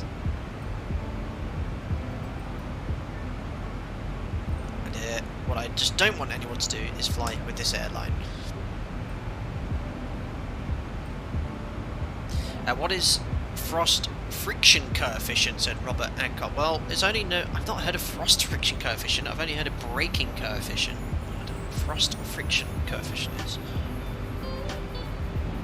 It's a term, well, we don't use that here. Whether we translate to another term, I don't know.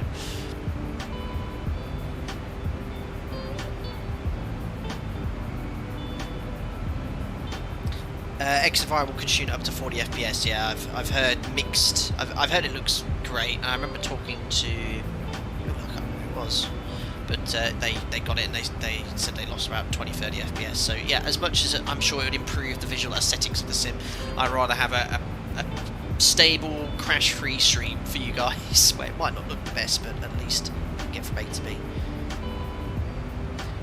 Is Llama a real X-Plane airline? Shiny Enderman 999. Have you not heard of Alpaca Airways and Llama International Airlines? My oh my. Ah, a little ding here from VATSIM. Please contact Oleg on 133.6. Is it Privyet? Is hello, yes?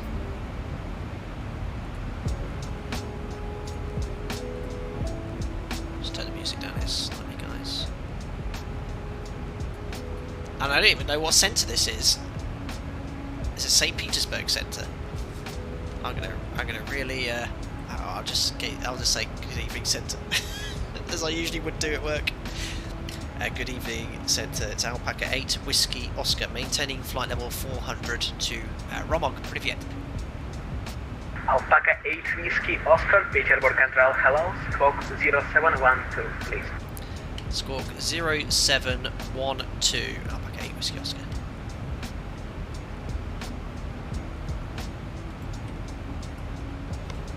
Alpaca 8 Whiskey Oscar, radar contact, direct Bipol, Bravo Echo, Papa Oscar Lima. Direct Bipol, Alpaca 8 Whiskey Oscar. That's the arrival.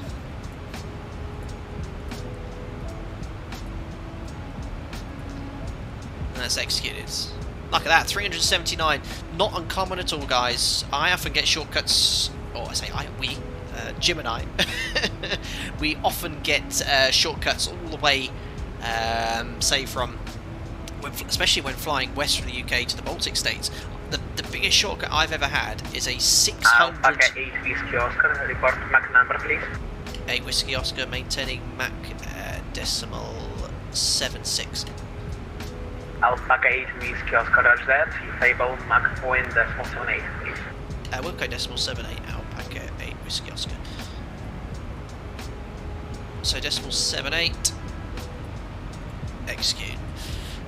Yeah, I've had a shortcut to an airport which I won't disclose. 600-mile shortcut to a 10-mile final. Literally just gone Alpaca 8 Whiskey Oscar, route direct 10-mile final at your destination. Okay, thanks.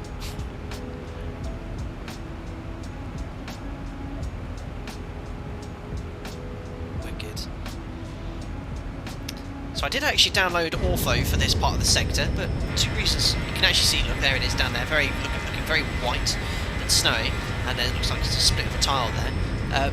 Unfortunately, due to the time of day, in winter, due to my latitude, the fact it's so cloudy, it was a complete waste of time.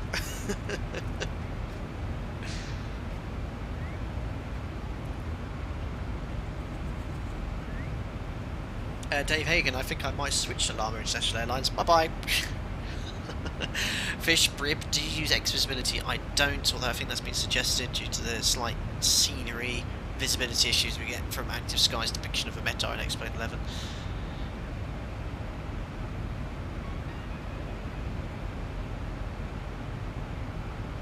Nice sky gradients up there.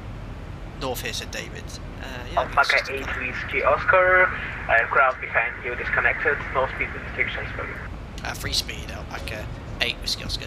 Oh dear, it sounds like an Alpaca Airways got shot down. Free speed. Right, let's just, if we're doing this for realistic as possible, yes, we'd, oh, we should be able to delete the speed there. Just press Econ, right, you need to, in real life you have to execute that, go to Econ, but it just changes it. In real life you have to execute it.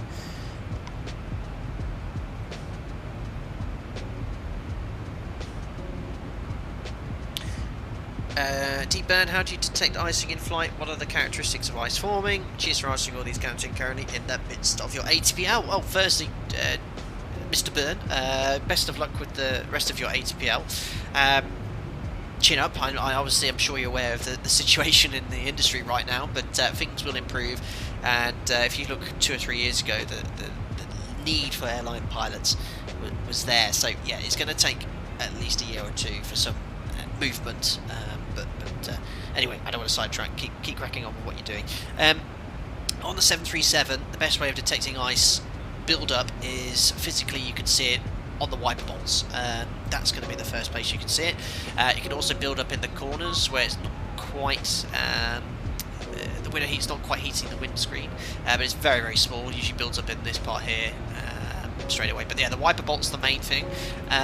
If you really crank your head, sort of like this, but in the real aircraft you can really stick your head there.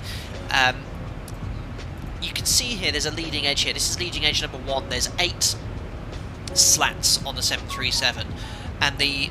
Let's go outside and be easier. Oops, no, don't do that. Didn't mean to do that.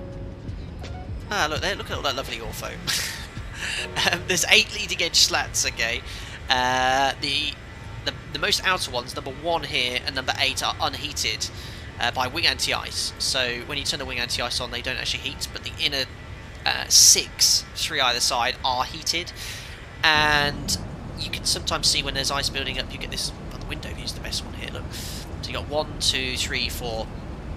You get ice build up, and when you turn the wing anti-ice on, you can actually see the ice fall off. You can only just about from the cockpit see leading edge 2 and 7, which is heated. You see the ice shed, but on the outer one you don't. So that's one way when you turn the wing anti-ice on to see if there actually is any ice on the leading edge there. But yeah, if you've got ice building up on your wiper bolt, it's very likely to be building up on your leading edge of your wing as well.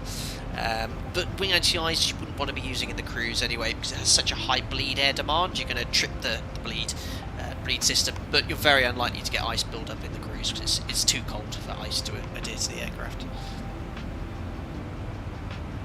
Kick my cat, are the windows hot to touch? They're not hot, but they're very warm. You can tell if the window heat's not working or not. You wouldn't burn your hand on it.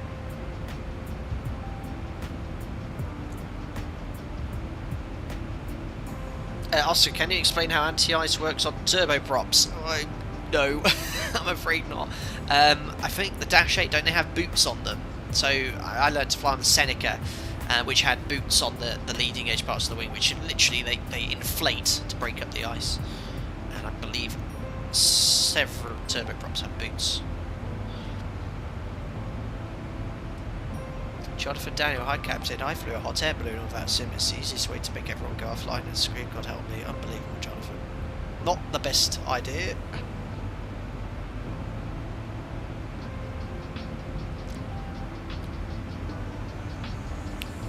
Game Pilot, what's the call sign for Lama International Airlines? It's Lama Airways. Shiny, bye, not flying Lama. Thank you. Matt Burgess, does it matter if you open the speed window for a new cruise speed or just update the cruise page in the FMC? It doesn't matter with regards to what speed you're flying. So you can literally just open that, crank up whatever speed you want, and you can see the thrust is being added. But the FMS won't know what your speed is, so the ET fuel and arrival, ETA and fuel and arrival won't be quite correct if doing perhaps a long sector, but really makes not much difference.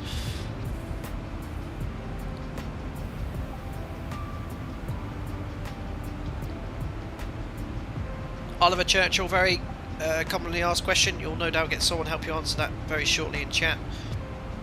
Or Bloodline, no. Thanks, Anthony. Cool. So yeah, I mean, winter operations, once you're airborne... Oh yeah, we've got CPDLC coming, guys, in the ZIBO, by the way. OADS. Why is this very different?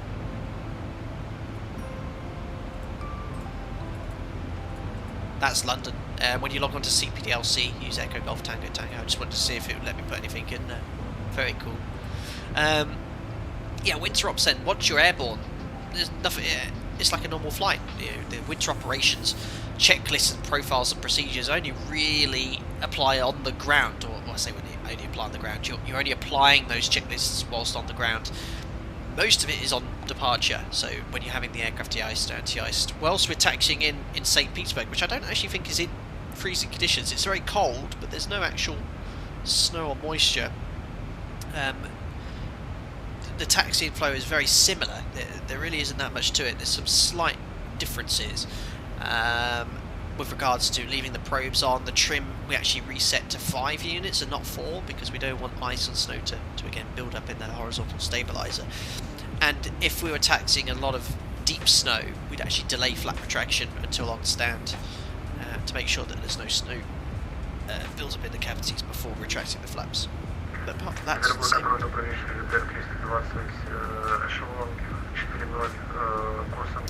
Adrian, has anyone gotten into trouble when they didn't turn on anti-ice and explain? I don't think I've actually encountered icing conditions. Icing is modelled, Adrian. 320, Петербург контроль, здравствуйте.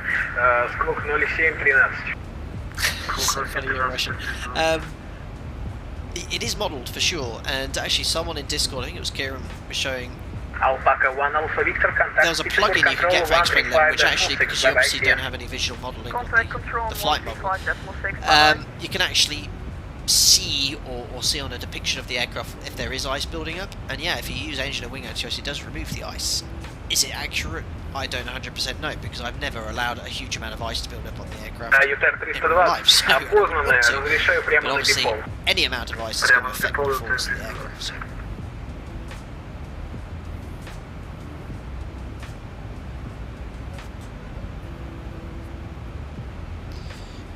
Fish bribe, I crashed twice out of somewhere, forgetting the fact that wing anti-ice is always disabled on Toga. Well, wing anti-ice stays on until you're airborne. It's based off the air-ground logic if you're flying the 737, that is, so the wing anti-ice comes off as soon as the main gear lifts off the runway.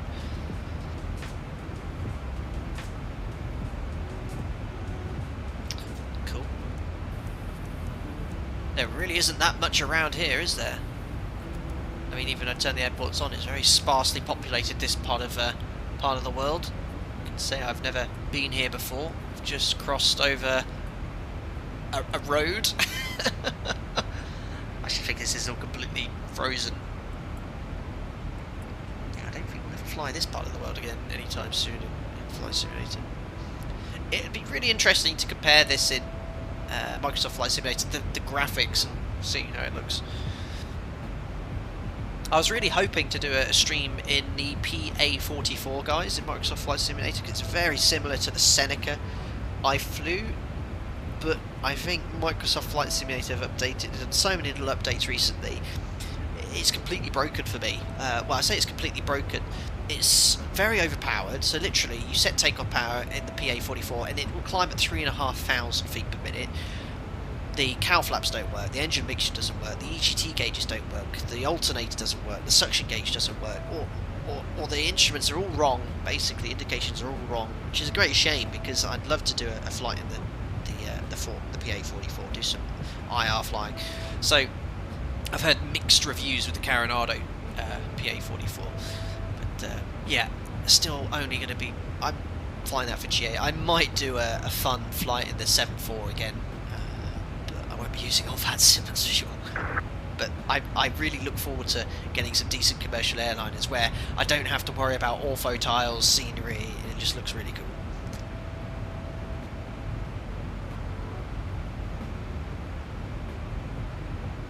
Orb 505 gaming sparsely populated, so if we do go down due to ice, I'm taking the leg of the nearest passenger for dinner. Behave yourself.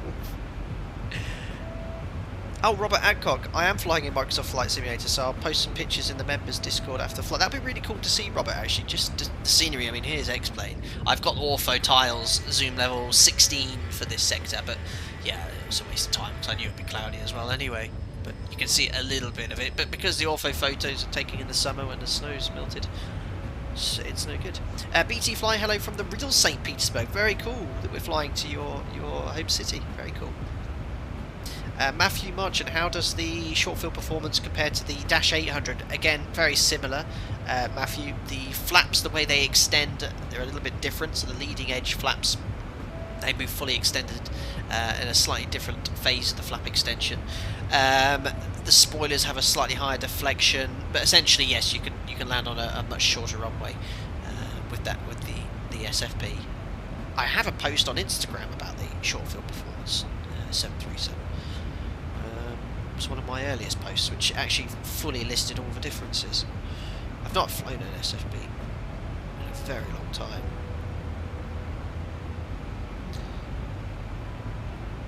Here we go, I found the post. Ground and flight spoilers have a greater deflection. Leading edge slats allow more lift. Auto slaps deploy from flaps 1 to 25, but only fully extended beyond flap 30. Flat low relief now exists from flap 10. That's my Instagram post, one of my earliest ones. Short field performance is actually quite a tricky aircraft to slow down because 0714 Aeroflot 6344. whereas the conventional NG, when you select flap 10, the leading edges extend further.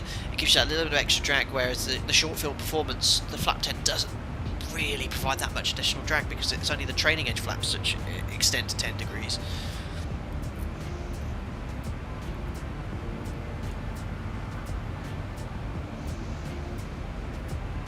Coronado is just for looks, said Gurush. Oh dear. Well, I had their Seneca for Microsoft flights for FSX 10 years ago, which again, yes, for 10 years ago it was okay, but the performance sort of matched the aircraft. But I used that for my instrument rating, just to fly the needles of VORs, so it was actually very useful.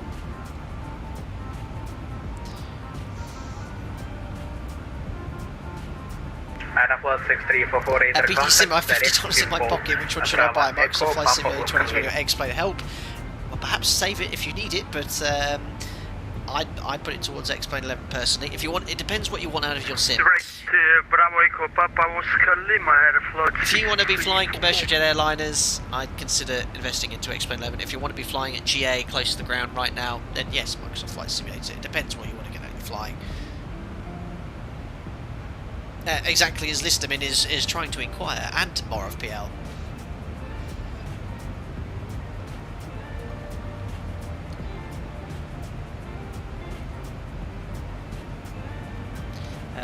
Matthew Merchant, does the short field performance have a dual needle flaps gauge to account for the difference in flap deployment?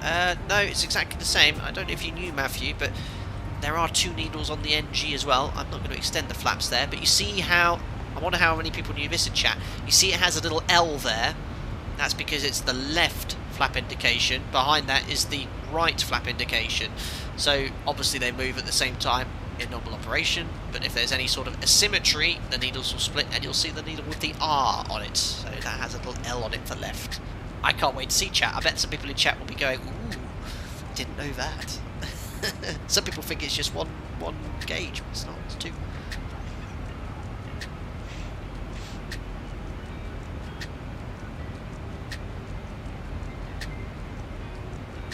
There we are, Bavarian Eagle. New to me. How are we doing for time, chaps? 215 miles. Making good progress.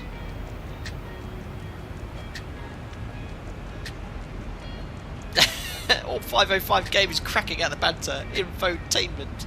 Amazing.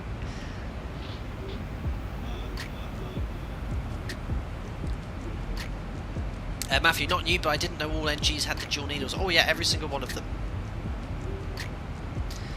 I'd have to get in a simulator to show you an asymmetry. If I try and show you a flap asymmetry at work, I have to try and explain to the engineers why I've broken their aircraft.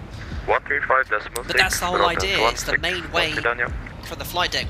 Well, it's the only way we can tell from the flight deck. If we have a trailing edge flap asymmetry, and when we have technical problems associated with the flaps, remember there's flaps leading edge, so the slats at the front, and then we have trailing edge flaps. It's very important we actually work out what flap issue we have. Is it a trailing edge issue? Is it a leading edge flap issue? Because we have different checklists and different ways of configuring the alternate flap system. Now, if you have a trailing edge flaps issue, you use the alternate flaps to extend them.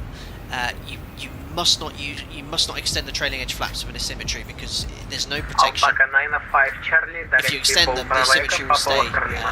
But we actually do use the alternate flap system to extend the leading edge flaps. And what you do, you just very briefly flick it to down with it armed, and that will fully drive forward the leading edge flaps. to the full extend position, but they cannot be retracted in flight. So once you've done that, you've got to be aware that the flaps can't be retracted. The leading edge flaps, that is. The trailing edge flaps, again, I'm talking when there's no asymmetry here. If there's no asymmetry and say a leading edge issue, you can extend the trailing edge flaps by holding this down, and that can be retracted electrically. Bavarian Eagle, can you actually extend the flaps symmetrically on purpose? You can't, it'd have to be some sort of fault by Bavarian Eagle, but you'd never want to anyway. David, how does an Airbus indicate asymmetric flap deployment? I'm sure it just goes asymmetric flaps and it'll just give you the checklist in ECAM.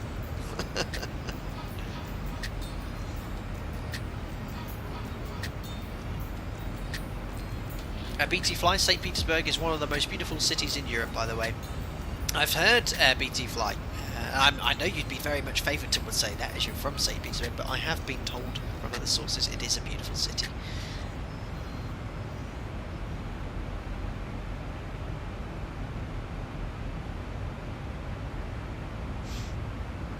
We want ZIBO on the Microsoft Flight Simulator. They could do it for sure. When you say they, you mean ZIBO, the one-man team. But to be fair, he has got a lot of people providing feedbacks here, including myself. But unfortunately, I'd love him to, but I don't know if he can do one from scratch. You'll need a core 737 to work off. Sort of like what's happening with the Airbus there. What's it called? I can't remember what it's called now. I've flown it, fly-by-wire one, yes. Alpaca 95 Charlie, contact Petersburg Control 135. Javier, is this the alternate flap system, another set of motors or hydraulics, or are they actually different flaps on the wing? So the alternate flap system will command what system to use, depending on how you move that switch. If you just blip it forward, then use the standby hydraulic system to fully drive the leading edge flaps forward. And it uses the standby system for the trailing edges an electrical motor to extend. Thanks, Mike Thomas. Great channel, motivating me to get back in my precious PA28 and continue my PPL. X 1314. Exercise 1314. Nearly at solo. Keep them coming. Thanks a lot, Mike Thomas. I think it hasn't changed from when I did my PPL exercises 13 and 14. Is 15 the solo or the circuits? It sounds like it's the same. Well, best of luck, Mike Thomas. I think the weather has been so cold in the UK at the moment, but I hope you get back into your PA28, get some circuits done, and you'll be flying solo before you know it. Thanks a lot for the donation, buddy. Take care. Aviation News, does your operator make you do cold and dark every first flight, or the engineers do it for you? Yes, pretty much 9 out of 10 times when we approach the aircraft on the first wave departures in the morning, it is completely cold and dark. It really depends.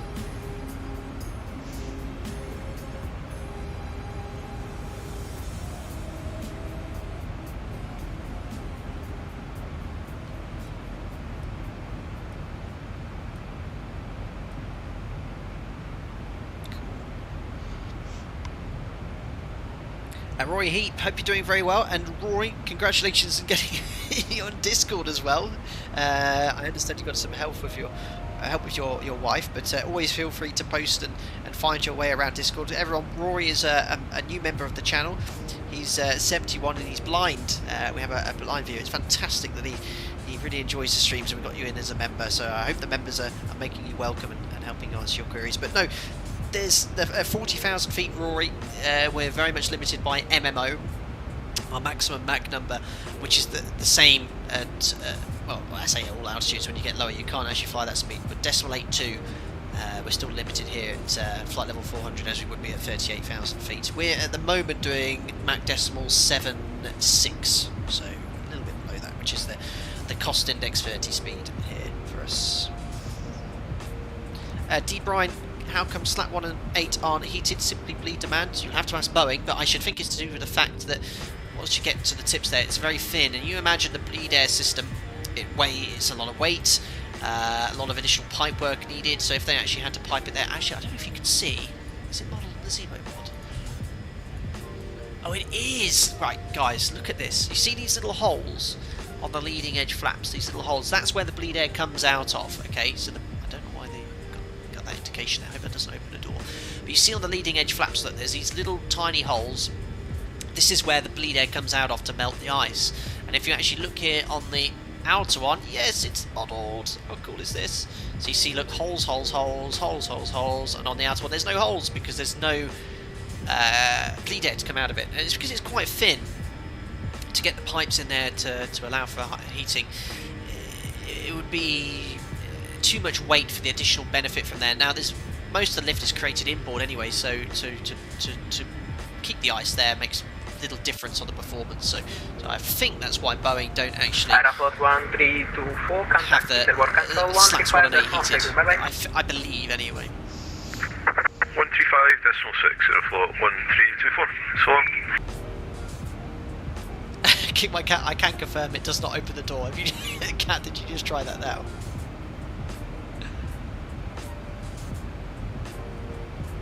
Amazing. Listed PPR's more tests than my driver's license had lessons.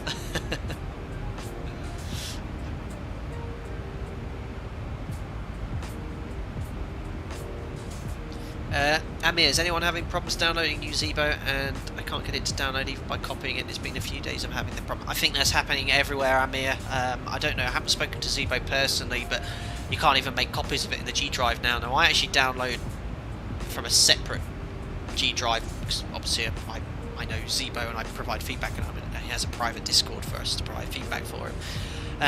But he hasn't linked to that for a while, but there is a website you can use. It's on the forum. If you go on the Explain ZIBO forum, they've discussed this website which basically allows for you to download it by copying and pasting a link, but I'm not sure exactly how it works.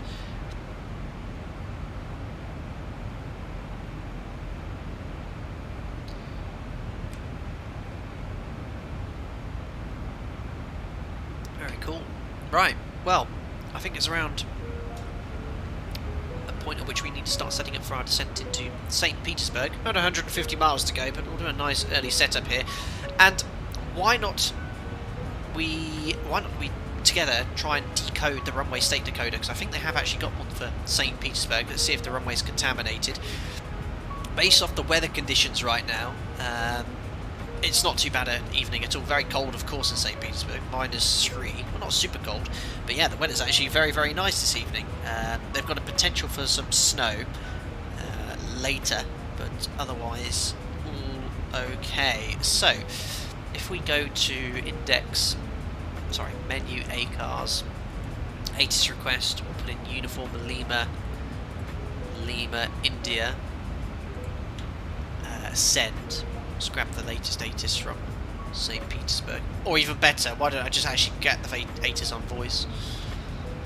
That way you can actually hear the ATIS. Now, I don't think they'll give you the runway state through the ATIS. They'll just say if the runway's contaminated, but we'll have a listen anyway. Oh, unfortunately, it's not working. To 01273 as well.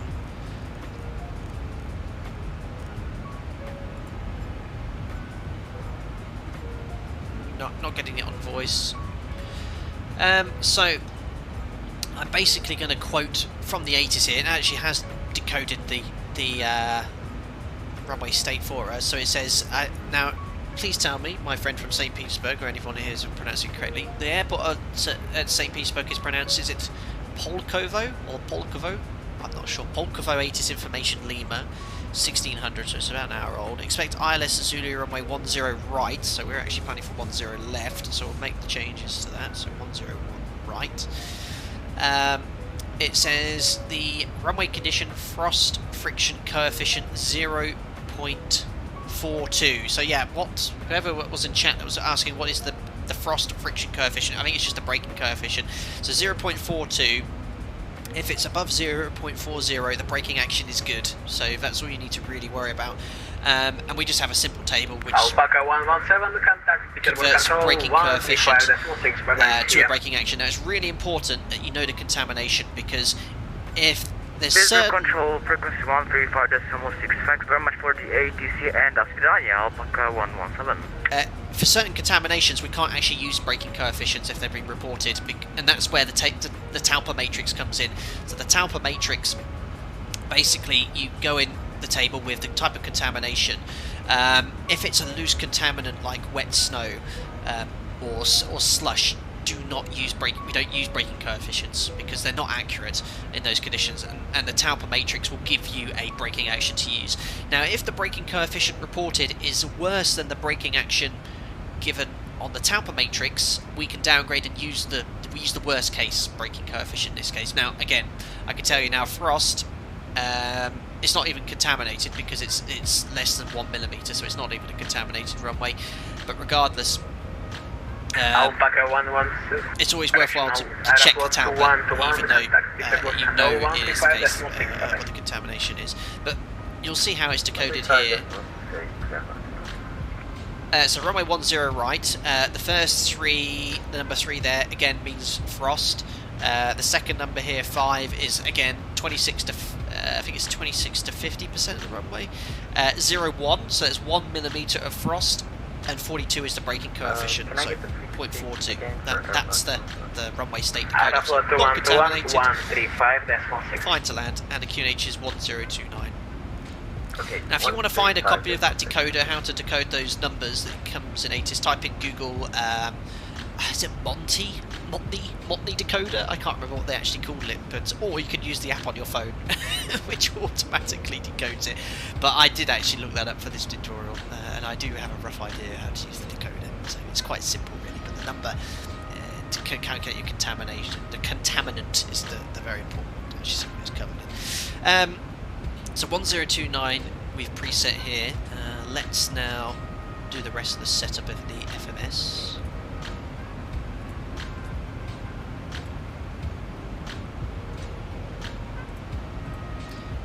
So 250 below 10,000 feet apparently. Forecast winds will stick in now. 310, 200. Transition level is 500,000 feet. I was wondering why it was coming up as in feet. My oh my. Are Russia building one of those space needles where you can actually go to space or something? Is that why the transition level's so high? No, I'm joking. That can't be the actual transition level. So let's have a little look at the charts here. Well, let's get the winds in first.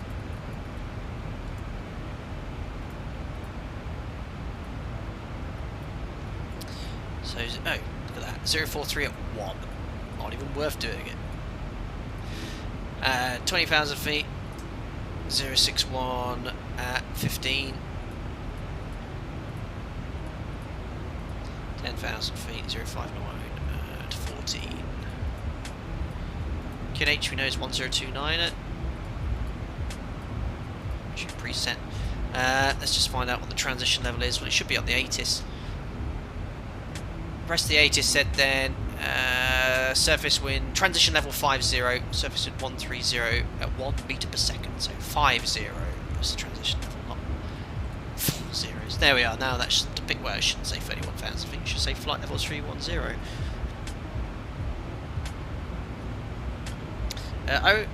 Oh, thank you very much to Owner, our friend from Russia, who told me to expect the Beppel 1 Alpha for runway 10 right. Very cool, because I was planning the Beppel 1 Alpha anyway, but it's just a different transition, I think, for the other approach. Let's grab the charts now.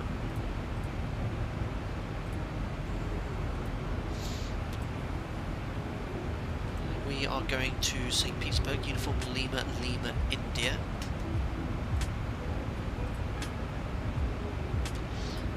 So, Beppel 1 Alpha. So it's the same arrival we're planning, except I think the transition we're going to use now is Gebka instead of Lepto. We'll have a look here at the arrival anyway. Approach. It's going to be 10 right.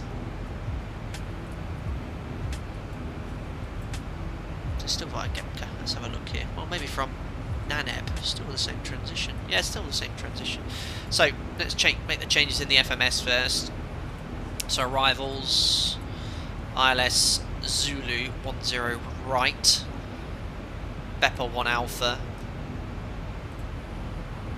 and it's still the Naneb transition, or it could be via Dicom.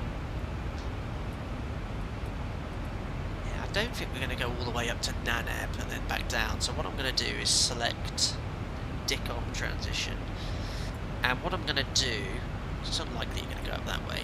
I'm going to go from Lima India 743 to Naneb. But instead of going all the way to Naneb, I might just take that out. Because you can see here, look, if you look at the moment, the arrival goes from 743 all the way up to Naneb, and then it's like a 180 back to Dicom, which is here, and then onto the approach, which I don't think is going to happen. So what I'm going to do is just take out the Naneb restriction, so just after Lima India 743, which isn't actually depicted on the chart. So just go Dicom after Lima India 743. And this is sort of... Is it guessing? Yeah, sort of, but it's just based off experience.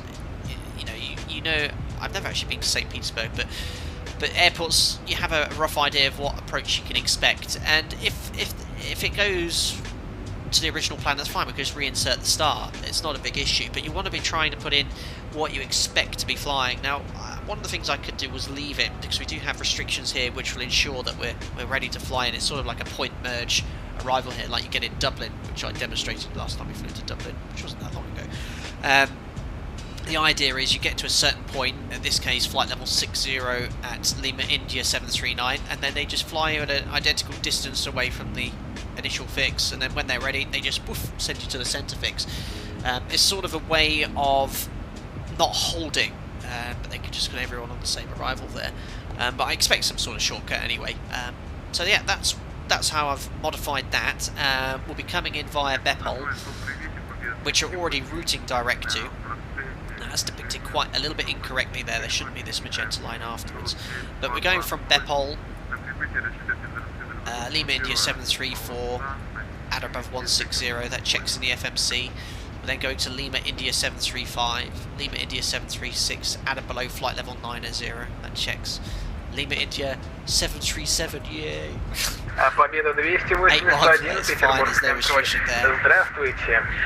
Продолжая снижение эшелона 100 на примете 738, no restriction, but there's the first restriction. Max 225 knots at flight level 60, and that restriction then goes all the way around the point merge until we get to 742, 743, and then from then onwards, remember we're not routing to Naneb. I've edited that to go direct to Dicom. Dicom has a maximum height of 3,500, so max 3,500, but to be below 2,500, that is coded.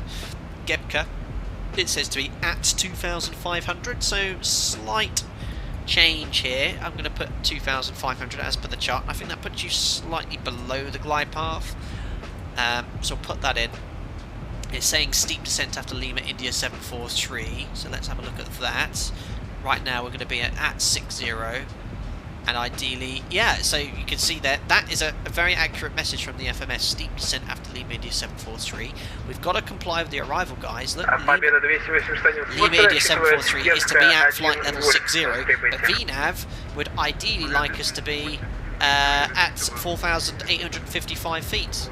But it can't actually go, look, okay, flight data sim, you want me to be at 60 and then to be below 3,500 feet in 15 miles, can't do it, and that's why I'm saying steep descent after Lima India 743, but we have to comply with the restrictions. So what's going to happen, if you were using VNAV, you'd be on profile. As soon as you pass Lima India 743, the VNAV profile is going to show you on profile, to then all of a sudden being, what was that, 1,500 feet high. But there's nothing you can do about it. Not all arrivals are built for continuous descents. They're not designed to. They're built around restrictions, local airspace constraints, perhaps it's a military airfield below. So you have to comply with whatever the star says, and then just deal with it as you get there. So what I'll do, comply with the arrival, max 220, but I perhaps bring the speed back a little bit sooner, get the flaps out, and then if we were then cleared to Naneb, which we're not expecting, remember, we'd then configure the flaps to get back onto profile. So that's it.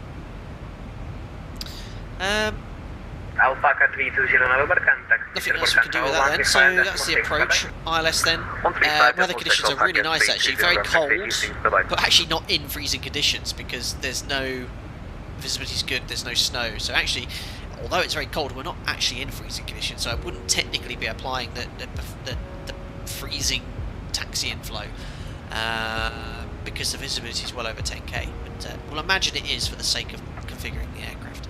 ILS frequency then is 1119, which is active on box 1.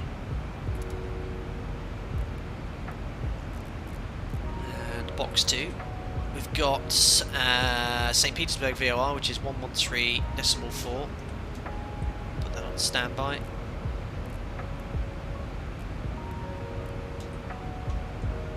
Which is set. Final approach course 095.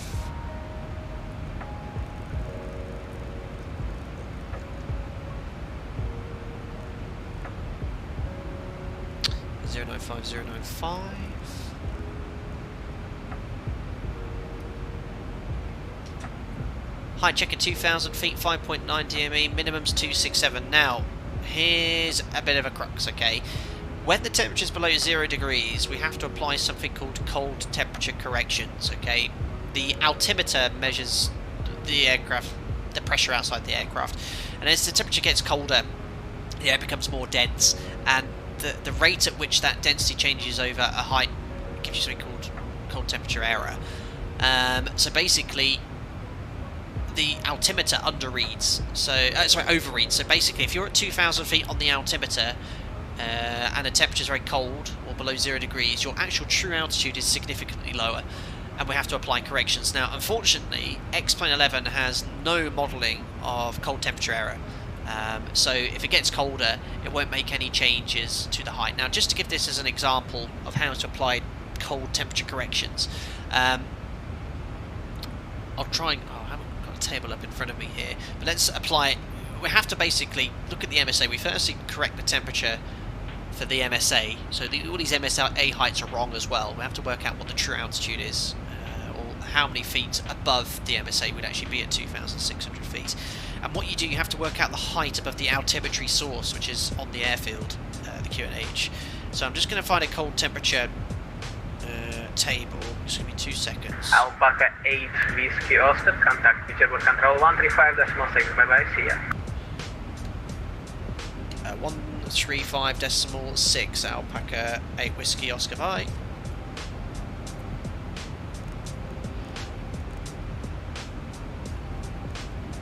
Are my tutorials good for the current ZIBO version? Yes, Francois, they're a bit older and on the PMDG, but the same procedure applies, but I would obviously be favoured to saying that, but it is true.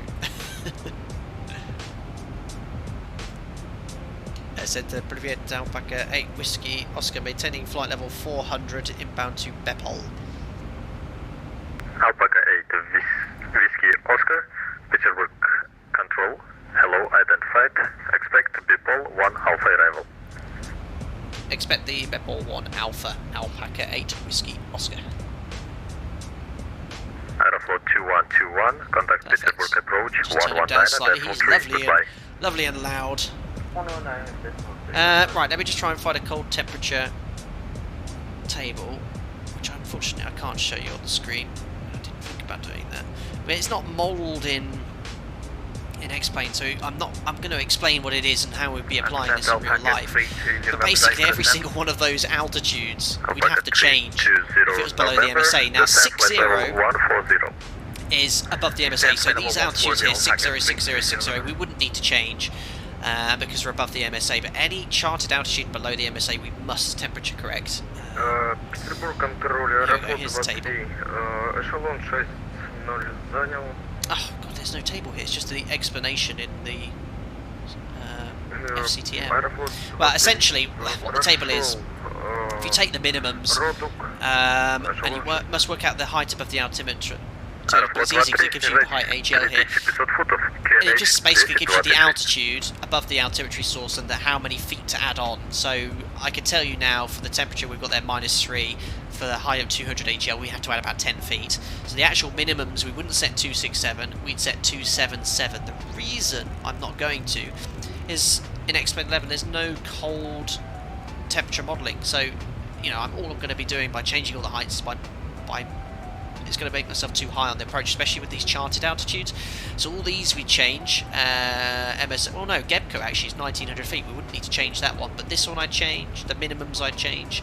The missed approach altitude is at 2,500 feet, so again in that sector to the south, wouldn't need to change it. So it's not such an issue here because the terrain is quite low around St Petersburg, but any charted altitude minimums, anything below the temperature corrected MSA, we have to temperature correct, because all altimeters, be it on a 737 that use non-radar essentially, using a barometric altimeter, it's subject to temperature error. So when it gets very cold, the altimeter will be reading higher than you are, and conversely, when it's very hot, the altimeter will be under reading, so you'll actually be higher than the height indicated on the altimeter. But we don't make the changes when it's hot, because obviously being higher is better, because we're going to be further away from the terrain.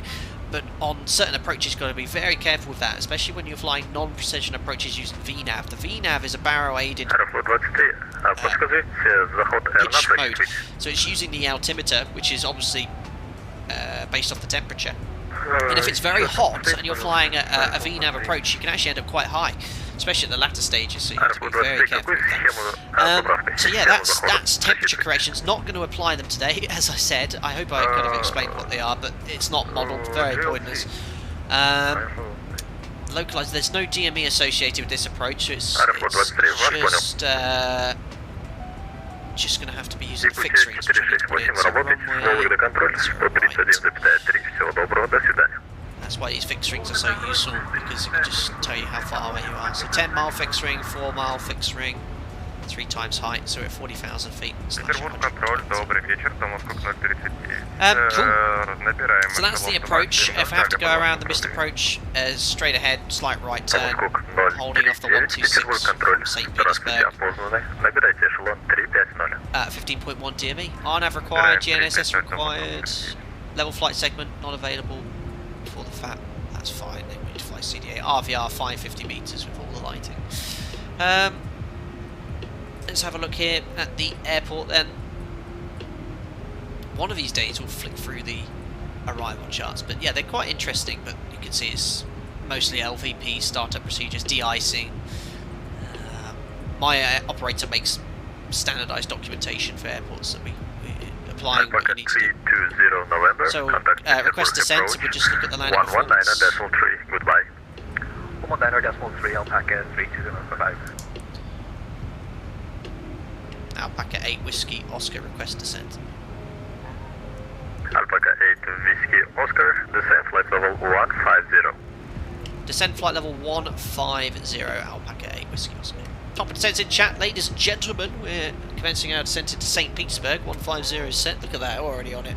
Look at that, plainly not messing around today, buddy. Cheers. 10 right then, 3,700 meters. Remember the runway? We checked the decoder. It's covered in frost, but the braking action's still good. We can actually use the braking performance assessment, braking coefficient there. So no issues there. We can actually use the dry figures. You could be conservative, use wet, but it's fine. The Russians, no doubt, are very efficient at clearing runways compared to the UK. I heard yesterday a colleague of mine who lives in the airport a little bit further north than I am. They closed the airport after a little slithering smitten of snow. But the UK, we're not so good at dealing with snow and ice. So we're going to plan to vacate at Alpha 2. It's a little bit past the halfway point of this distance, so it's going to be around 2,000-ish meters. So flap 30 on a brake 3. My favourite setting, should work out quite nicely, but we use a performance calculator. Actually, yeah, you can only have dry and wet. As I was saying in the OPT, we can use a Talpa matrix or a braking coefficient, whatever's most applicable. Or the Talpa matrix if we can't use the braking coefficient to work out the condition, and we have many more options than the real OPT. Medium good, poor, can't use it poor actually. It's bloody prohibited if the braking action's poor, but we only have options for wet here. I'm going to stop flicking that like a child. Runway 10 right, it's dry, it's fine there, surface wind. It was 2 meters per second, wasn't it? 130 at 1 meter per second, so that's 130. Let's call it 3. We'll leave it blank. 15 degrees actual temperature was minus 3. Oops. QNH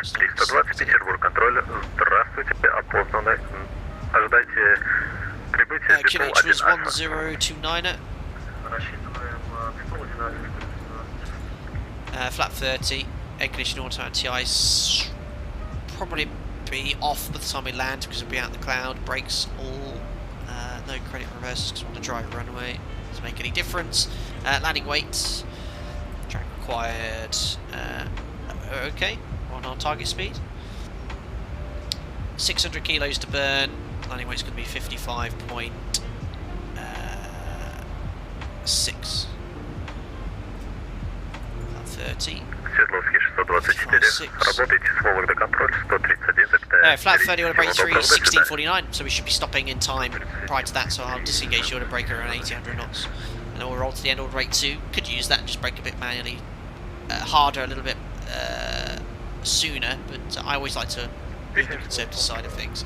So we always try to brake to vacate, so in case I float, because Tobias will want a button, I know he's in chat, okay, auto brake 3, go for Alpha 2, but I probably use that exact brake setting in real life as well. Auto brake 3, sorry, and we'll use second D10 for this.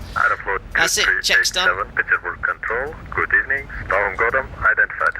So the only difference is the weather conditions. Well, we're not actually technically in freezing conditions. Yes, as I said already, it's very cold, but there's no snow, no ice, visibility is very good, so we don't actually meet the criteria for freezing conditions because you need them. So the actual taxi and flow would be the same. This would be for normal operation, but I'll do that, but I will explain the differences we'd be doing if we were in freezing conditions. But I always try and fly as per the conditions in the sim. Tobias, I'm here and watching carefully. We're off to a good start in January.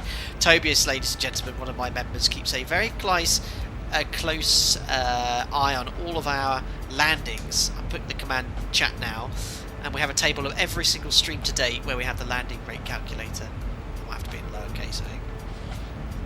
Come on, Nightbot. Alpaca 8 Whiskey Oscar, contact Petersburg approach 119.3, goodbye. 119.3, Alpaca 8 Whiskey Oscar, thanks a lot for the ATC, bye bye. Before I go, what's goodbye in Russian, sorry? Is already До good. свидания. До свидания, thank you.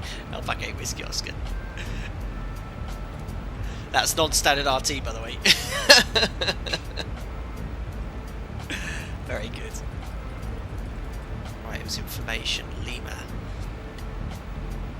At Bolkovo approach, Brilliant Alpaca 8 Whiskey Oscar, descending flight level 150 on the Bepol 1 Alpha. Information Delta 1029. Or Lima. Alpaca 8 Whiskey Oscar, good evening. Petersburg approach identified, runway 10 right, descent throttle 90. Expecting ILS 10 right, descend flight level 90, Alpaca 8 Whiskey Oscar. 90 is set. Dos videnia. I wrote that down. You know I always make an effort like I do in real life.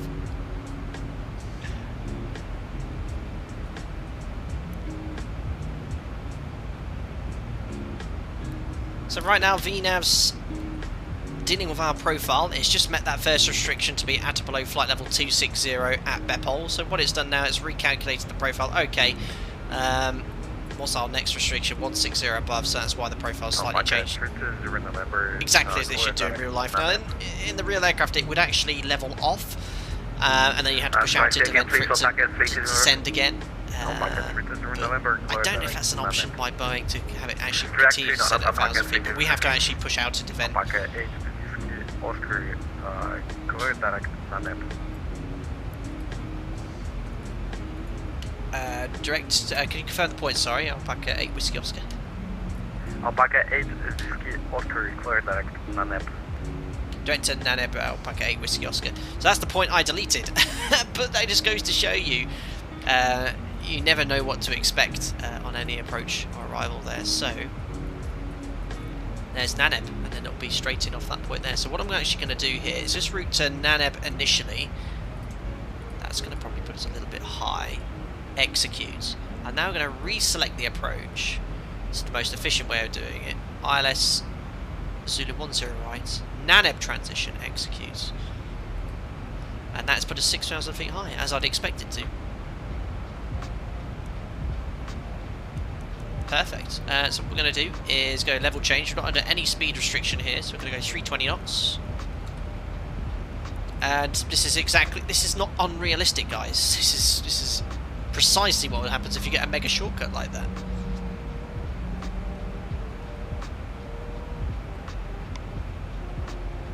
Alpaca 320 November, descent control. That isn't realistic though. Nearly 7,000 feet per minute, a bit excessive. The level change sort of limits that to 4,500, 5,000. A little bit excessive, yeah. It's great for the profile though.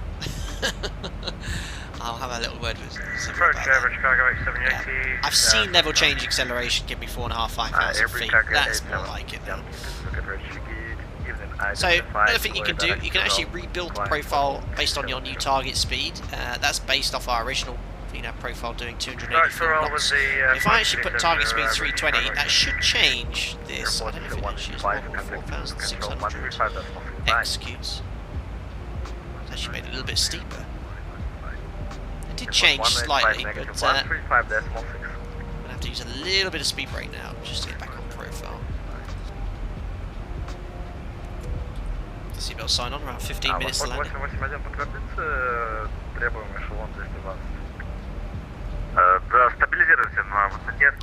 Doofer 911 here. Now, Doofer, we've spoken before. Doofer 991 has a YouTube channel, I believe, which does tutorials. It's been a very long time. Hope you're doing well. But I can't remember. It's been such a long time since I've spoken to other YouTubers. But I vaguely remember this username. But I hope you're doing well, regardless. He says, hi, Flight Sim, hope you're doing well. All okay, all things considered. Same to you. Rebecca Tuller, hi, Captain Love, the new second gaming YouTube channel. Any plans to try Train Sim? Thank you very much, Rebecca. Yes, we're going to try all sorts there. What's that new game you're playing, Mariana? What's it called? And you want to stream Dead by Daylight, do you? Yes. Okay, Mariana needs more practice. You need to play Euro Truck Simulator soon. Alpaca 8, Whiskey Oscar, reduce to minimum climb speed. At minimum approach speed, Alpaca 8, Whiskey Oscar. So probably wasn't expecting me to go so fast with traffic ahead here, but that's done wonders for back to get back onto our profile. But obviously that's put us quite close to the traffic ahead. So he's putting us on minimum approach speed there. Massive distraction, Baron. I'm talking to you though. Doofer, we emailed back and forth a few times when you were getting started out on YouTube, I believe. Great to see your channel doing so well. Oh, Doofer, please apologise. Please accept my apology, because that was, well, 4 years ago now. I vaguely remember, because I think I started doing FSX tutorials and you already had a number, so I can't remember if I got in contact with some advice or something like that. But yeah, I'll be sure to check out the channel after. My apologies, because my brain's like a sieve sometimes. You don't want to hear me saying that with regards to flying an aircraft, but when it comes to remembering people... What I said.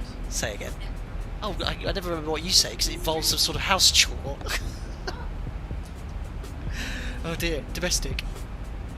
Tobias, we need a Flight Data Sim race stream, we do.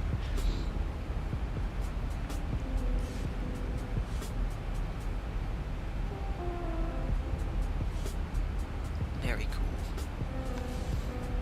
So, keep the speed brake out. The reason is, I want to get the speed all the way back, and we are a little bit higher. Approach, very good evening, Alpaca to the door for level 140. Something. Alpaca to the Gulf. Was that NANEB restriction to be at or above? Maximum 3,500. So, next one is at 2,500. So we need to reinsert that, remember, because we've reselected the approach. Now where do we want to be at NANEB? 4,437. So I'm going to put 3,500 below. That's actually going to leave me a little bit low on profile, but it's actually going to really help with VNAV.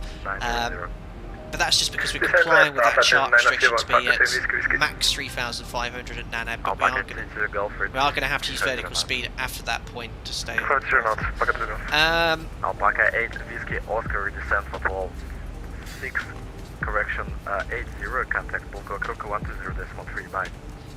Contact 120.3, and we're descending down to flight level 80, Alpaca 8, Whiskey Oscar. До свидания. До свидания. Yes! Did you not hear that, guys? Hello, good evening, United 25 Tango.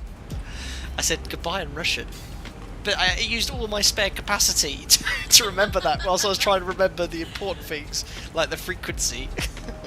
I was trying to think it doesn't do you. Oh dear. Right, yeah, I know what I wanted to change now. Left heading 210 knots here. Execute. There we go. So it is actual changing your speed is affecting the profile. That's super cool. So I'm going to use speed brake to get back onto profile because VNAV is ensuring that we're at 3,500 feet. So speed brake 210 minimum clean, he said, but that will do. Turn right 270 at the 750 packet 320. Oh, welcome Tango. Chain. I don't know how that came up. Turned it off again. Well, it always. I think my Streamlabs is broken because it seems to not do anything, and then right at the end it just goes boof like this. Well, check it.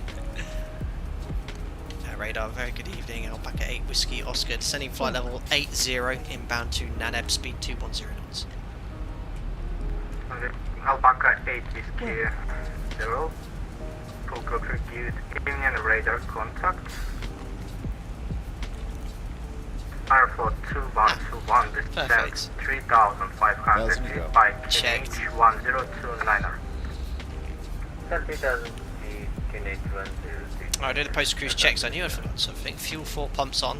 4.2, got plenty of fuel. Alternate Helsinki, we needed 2.6 tons. Lights on APU's off, pressurization 2.9 set. Verify seatbelts on. Recall. Checks complete. Airport 1324, contact Bookwood Tower on 118.7, goodbye. Out of one already. 187 Airport 1324, thanks, bye bye. He doesn't sound Russian. Alpaca 8 Whiskey 0, descend to flight level 70. Descend flight level 70, Alpaca 8 Whiskey Oscar. So 70, set and checked, vertical speed. Just do 1,000 feet per Alpaca minute. 320 November, radio speed 200 knots. And we're on vectors. Right, I'll turn the music off in the background. 200 Alpaca 320 November. 1,000 to go. Checked. It looks like that's the traffic ahead, and yeah, there is St Petersburg down below. Excuse the lack of ortho tile here. The reason is the texture I had for the big map wasn't that great, so I just went with the stock one. It looks really kind of blurry, but there isn't enough light in the sky this time of year anyway to really appreciate the scenery. Looks like there'll be a bit of cloud anyway.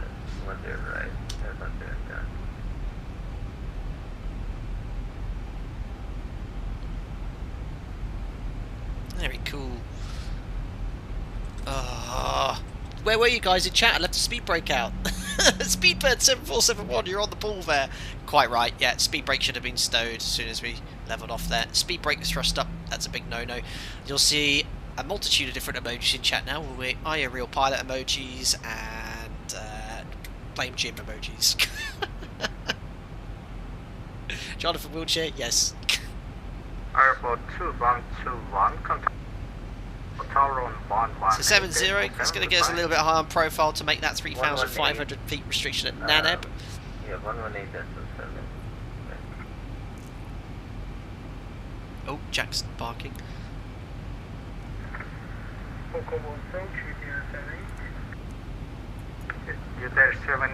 downwind here, we get rid of the performance calculator. Clap at level 90. That's actually here you guys come. Actually, that's a good point. I better just get a parking stance chart up here.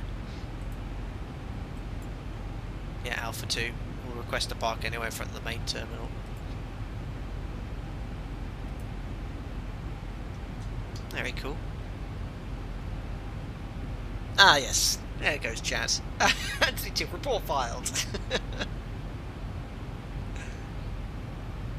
Steam Alpaca 320 November, turn left heading. It's getting a little bit high here. 200 degrees, descent. Bring the speed back a tad, but it looks like people are getting vectors anyway, so as soon as you're on a vector we can disregard that Left 200, restriction. descend to 3,500, QH 1029, Alpaca 320. We are currently slim bound to Naneb. Lovely, well, it'd be lovely late evening here, it'd be pitch black here in St Petersburg, but look at that, nearly midday here. And look how high the sun is, so low. But compared to Murmansk going left, it's already much higher. Internal flights at the south end of the apron. Thanks a lot, Brian Gentle.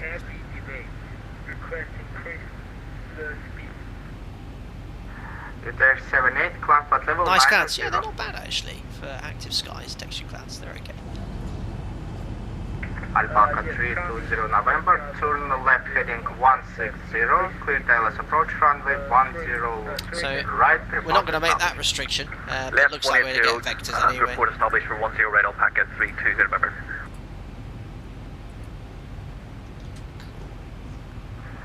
Alpaca 8 Whiskey November, turn correction 8 Whiskey 0, turn right heading 270, descend to flight level 50. Riding 270 degrees, descend flight level 50, Alpaca 8 Whiskey Oscar. Fix this as 0, we'll level. So 5,000 feet set, vertical speed, set QNH 1029, we're passing 7,400, altitude 5,000 feet, and the standby altimeter is set. And remember, we haven't applied the cold temperature corrections. Alpaca 8 Whiskey Oscar, maintain speed 230 knots.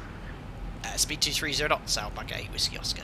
Very good. Alpaca 320 November. So yeah, turn unfortunately left cold heading temperature corrections are not 13 modelled in Explain 0, 11, so it's clear not tailless applied approach anything. runway So on vectors now, what I'm going to do is just update Left to 130 on call Gebka, established 10 right Alpaca 320 November. and also we can help with our, oh no, not Naneb, Gebka.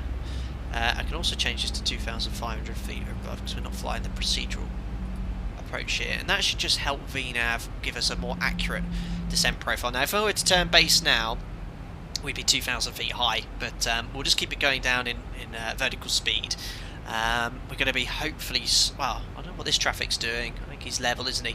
So we'll see. If we get an immediate left turn, it's okay. We can configure straight away. We can make that in, but we'll probably go out to around a 15-mile final by the looks of it.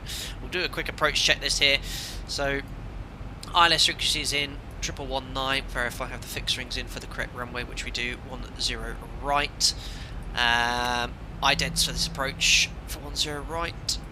We've got India Papa Kilo, so we check here India Papa Kilo approach, and inbound course is 095. That's it, approach check's done.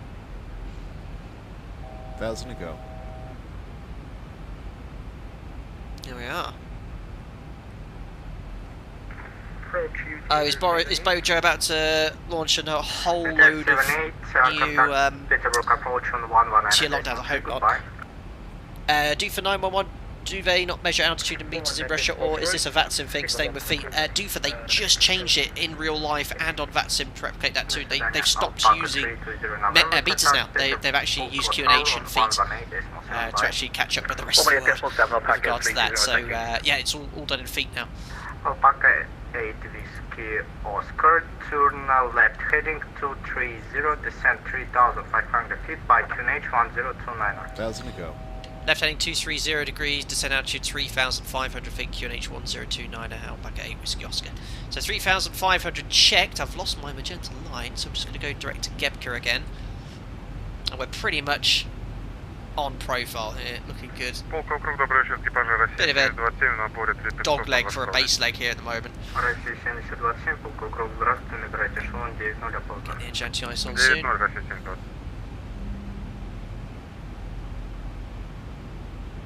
Is China still in the metric system? No idea.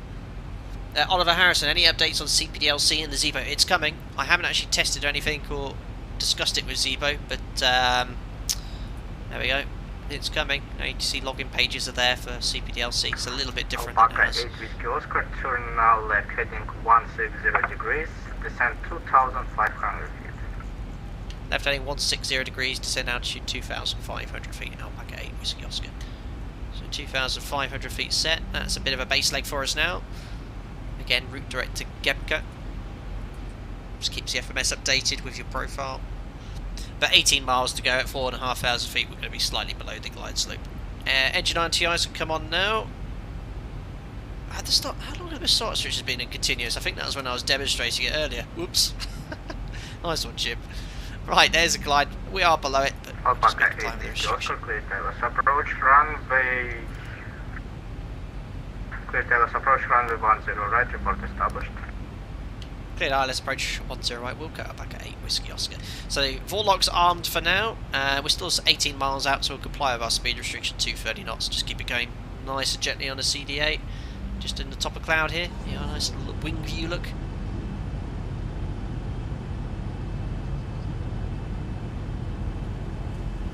Nice. There we are, localizer alive, localizer capture. Runway heading 095 is set. You guys loving the wing flex? Steve Mayer boss, is this FMC 1 or 2 in the Avitab settings? I believe it's 2, but depends what... at my operator, we have a mixture of FMCs. We have the Boeing fans FMC and the newer one, and most of us now have the VNAV button, as opposed to climb, descent, and cruise. So we have VNAV, which then incorporates all 3 pages. So I think this is option 2. There's only 2. If it's not this one, it's the other one. Oops, that was a bit unrealistic. Overshot the localizer slightly. It was a little bit of a steep descent, but not that bad. Traffic's over 8 miles ahead of us, so that's all good. So, yes, not depicted here because we can't see it, but let's imagine a little bit of ice is building up on the wiper blade. Let's put a little bit of wing anti-ice on. It's mostly to do with the fact that X-Plane has a tendency of giving you icing when you don't realise. Alpaca 8 Whiskey Oscar, localizer established for the ILS soon approach runway 10 right. Alpaca 8 Whiskey Oscar, contact Poco Tower on 118.7, goodbye. At Tower 18.7, Alpaca 8 Whiskey Oscar, do svidania. Oh yes. So brought the speed back to the up speed, and hopefully by the time we're at the up speed we'll be on the glide slope ready to select flaps 1. That's the runway there. At Pokvo Tower, hello, Alpaca 8 Whiskey Oscar, coming fully established, ILS 1, runway 10 right at 11 miles. There is actually DME here, I didn't think there was. Alpaca 8 Whiskey Oscar, Pokvo Tower, good evening, stand by. Sounds very young. Right, flaps 1.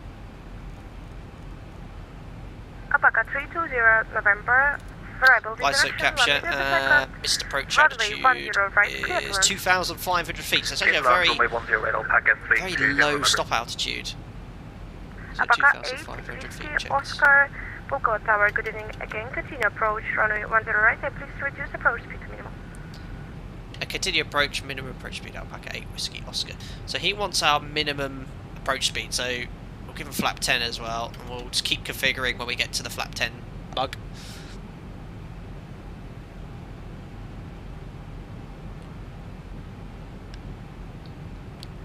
There we go. What a lovely evening in St Petersburg as well. Weather's really nice. So as soon as we approach the flap 10 bug, we'll configure a little bit sooner because he wants us to fly minimum approach. The traffic is still quite far ahead. You could if it was London, you could get another aircraft in that gap for sure. But it's been fantastic ATC for the entire sector. Just stock St Petersburg, I'm afraid. As is the TAR, this is just default X-Plane 11 everything. We're not best catered for with regards to scenery around here. There was some scenery here, but it was X-Plane 10. I kept away. Right, so we usually wait until 4, but we're going to configure a bit sooner to help ATC. Gear down, flat 15. Landing checklist. Start switches. We don't need the engine we anti-ice on now. So start switch is continuous. Recall is checked. Speed brake, armed, green lights. Landing gear down, 3 green. Order brake is set to 3. Just holding on the landing flap. Usually wait until landing clearance for that. I'm going to turn it on now. Flap 30. Remember the wind's less than 2 meters per second, so we can just go +5 on the VREF there. Oh, oh dear. If it's a female controller, I must apologise. Good evening, Mom. Flaps, we've got 30, green light, and just waiting for our landing clearance.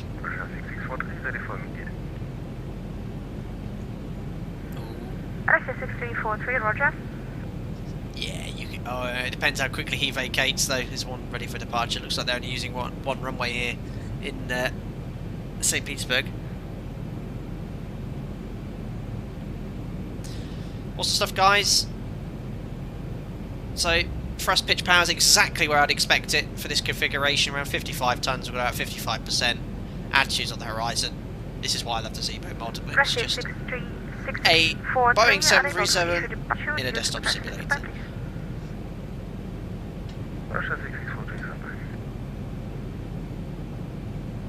So looking good. Alpaca 8, Whiskey Oscar, variable in directions, 1 meter per second. Too fast. Runway 10 right, too fast. Arrow 10 right, clear to land. Alpaca 8 Whiskey Oscar. RAS is having an absolute Absolute bull there. Too fast and perfect. Disconnecting autopilot, disconnecting autothrottle. Landing clearance is done. Clear to land. Runway 10 right. Approaching 10 And you right. start telling me to slow down again. Russia 6643. Too fast. Too fast. No. 1738, line up. Right, there's a new runway Runway switch 10 here. right, You can behind. flick that on. That will shut RAS up. That's a little bug there.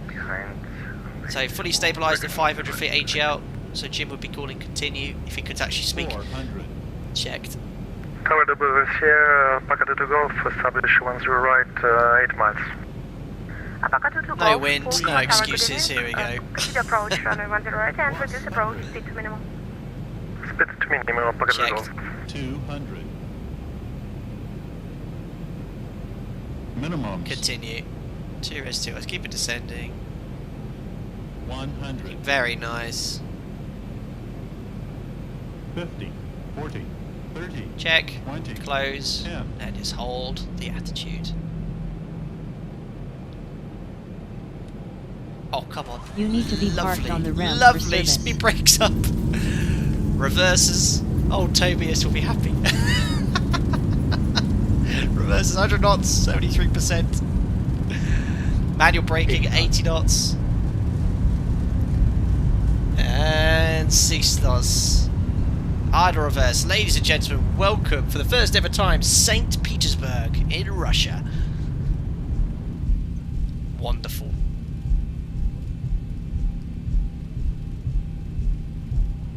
So high speed here, maximum 45 knots, but obviously if the runway is frosty and contaminated, a little bit slower. Flaps coming up. Speed brake Russia stowed. 6643, variable in direction 1 meter per second. Runway 10 right, And we've cleared vacated for here takeoff. to After Alpha 2. departure, contact radar Don't know if there's a ground controller 10.3. is. There is 121.7. Russia 6643, clear takeoff, runway 10 right, after departure, 10, correction 120, decimal 3, thanks, bye. Very, very cool ATC. Oh, can't put my head up. Alpaca 8 Whiskey Oscar, runway vacated. Alpaca 8 Whiskey Oscar, contact ground 121.7, bye bye. 121.7, thank you very much for the ATC. Alpaca 8 Whiskey Oscar. Dos Videnia. Stadium. Amazing, thank you so much for the ATC there. It's been awesome. Right, there's ground. So we just vacated here. We're trickling here to a stop at Alpha 2. So we're just here. And ground hello, Alpaca 8 Whiskey Oscar just vacated at Alpha 2. Forgot to start the reverses. Alpaca 8 Again. Whiskey Oscar. Alpaca ground, good evening. Taxi, descent 108 Alpha via Alpha Charlie. Taxi stand 108 Alpha via Charlie, Alpaca 8 Whiskey Oscar. Perfect, there we are. So, it's quite confusing here. So there is Foxtrot there, so it's going to be the first, second, third right from now, and then stand 108. Very cool. I have to admit, the stock X-Plane airports are really depicted quite nicely. They always seem to have the updated taxiway markings. It's a fantastic little community here, making sure that everything's up to date at the airports, all the stand numbers, if you choose to use the gateway scenery. It's really nice. I know it's not obviously the stock buildings and stuff, but I really must, you know, I love getting payware airports, and I will continue to do so if there's a really good one. But I might just explore some of the airports as default, because I think you guys are more interested in the SOPs and procedures, apart from it looking obviously very pretty, but I think it looks okay. And I bet the stand numbers there as well. Very cool. So let's do the cleanup now. So we're not actually in freezing conditions, because yes, it is -2, but there's no snow, there's no ice. The taxiways and runways are clear, I hope. So it's the normal taxiing flow, but if it's, imagine, let's say, snowing or the runway is covered in contamination, I'll explain the differences, okay? So, starting off here at the bottom is exactly the same, transponder to out off, but you put the trim to 5 units instead of 4. That just stops any potential contamination coming in. Oh look, 108 Alpha's just here. A bit late here with the old APU, but never mind. So yeah, 5 units on the trim. That just stops any contamination going into all the nooks and crannies of the stabilizer. Flaps. Now the flaps very much depend on the conditions. Now if it's snowing really heavily and it's likely it's going to be full of contamination, we actually delay flap retraction until we're on stand and had them inspected. We'll leave them in flap 15. Otherwise, as it is in these conditions, we put them up and leave the probe bead on and the anti-ice on until you're on stand. But essentially that's it. Same cleanup flow. Jim will be worrying about that though. I'll be taxiing the aircraft in. Right, probe bead on. Then yes, you know we're not in freezing conditions, so I have turned them off. Just waiting for AQ to come on the bus because I was a little bit late turning it off.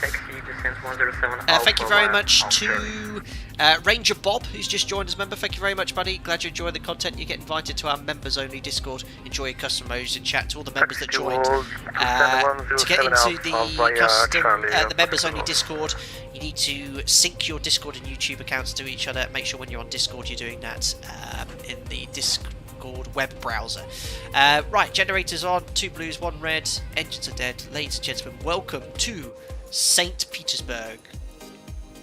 And there's Austin with his vegan food. Awesome, awesome, awesome.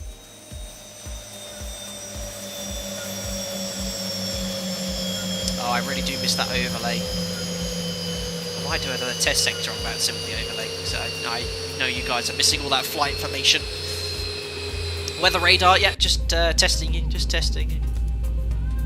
Anything else? Apart from the trim, which I know I'm not reset, which I generally don't do when I'm in the sim. Andrews M, the Discord is for members only. Jacob S, where can I get the Alpaca Airways livery for the A319 and other aircraft? Jacob S, I don't ever link them in the video description, but they are able to everyone. Members obviously get it in the Discord straight away, but if you want to get the livery for a particular aircraft, go to the stream in which I streamed that particular aircraft, and if you keep a look at the chat, someone's always asking commands. I always link the command to Nightbot for ! livery for the link there. So if you jump into any of the TOLIS streams for the A319 or A320, well no, A321 I didn't use one, but the TOLIS 319, all the liveries are linked in the chat at some point there. Looks like there's a tiny tuck on top of the fuselage. I don't know what you're referring to there.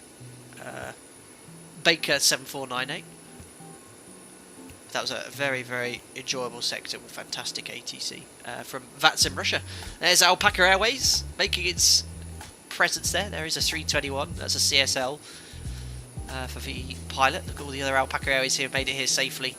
Fantastic. Thanks to all the guys that join in, be it regular subscribers or members on the group flights. It's really nice to have some traffic. I'm sure the VAT Russia appreciated the extra traffic as well, which is pretty cool. Simple Enigma Gaming, have I just missed a flight? Got in from work? I'm afraid you have. We've just landed in St Petersburg. A lovely sector it's been as well. Turn off the beacon lights. Yes, yes, yes, yes, yes. 20% N2, we have to check for. I love it. Why, there's a nice big hole above us. That does actually look really nice. I'm quite impressed with how the clouds look. Captain Monster, you didn't make it safely. Hit the jetway with my nose. Whoops. Mark Smith, you enjoyed that. Cheers. Thank you very much, Mark, as well, for the liveries regarding Euro Truck Sim. I'm going to try that out, I think, tonight for the stream. I might do that tomorrow, so I'll take a look at that. Guys, that's it for the day. Just looking back at the chat here for the approach. Always worthwhile looking at these comments here, but nothing to upset anyone today. Lovely buttery landing. Minus 70. We're off to a good start for January. HD Simulation said, nice. You buttered the bread. I did. That was a butter, said L1011 Aviation. Tobias, that was my 26th smoothest landing. The whiskey for celebration is about to be opened. Kuro said, flight deck sim equals butter man. Outrageous. Thanks a lot, Mark. I'll have a look at that. Mr. Pie, does the ZIBO mod support a realistic random failure rate, and if so, you fly with random failures enabled? X-Plane 11 gives you random failures. We've had an engine failure on a stream before, and we've also had an issue with the pressurization. I do fly, I haven't turned it back on, but I do fly with the X-Plane 11 failures on.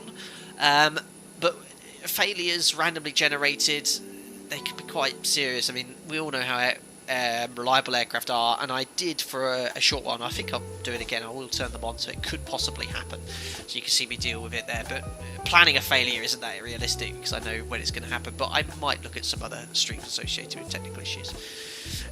Cool.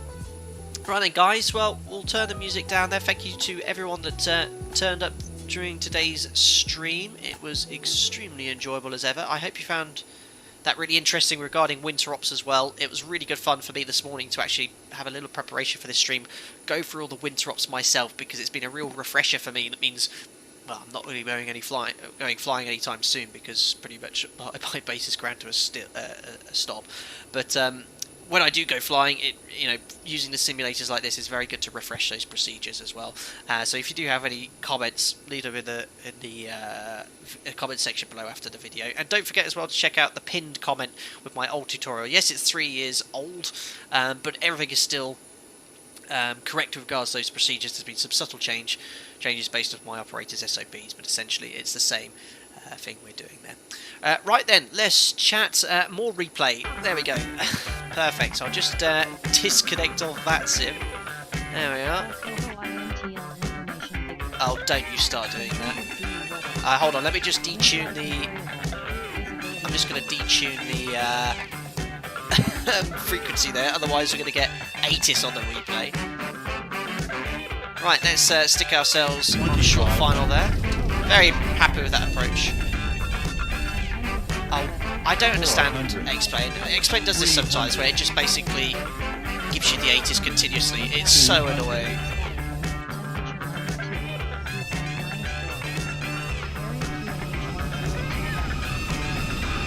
I don't know how to set it down either. Oh well, just have to ignore the ATIS. There we go. I'll drown it out with engine noise. So yeah, I checked a little bit high again. A little bit of a second pull up to ensure a butter, so not great, but well within the touchdown, so just beyond the aiming point. So if we have a look here, so there's the check. Yeah, probably just checked. I checked around 30 feet. Want to bring that down to 20, and just pretty much hold the attitude, just let it settle down. Yeah, very good for a default airport. Very nice.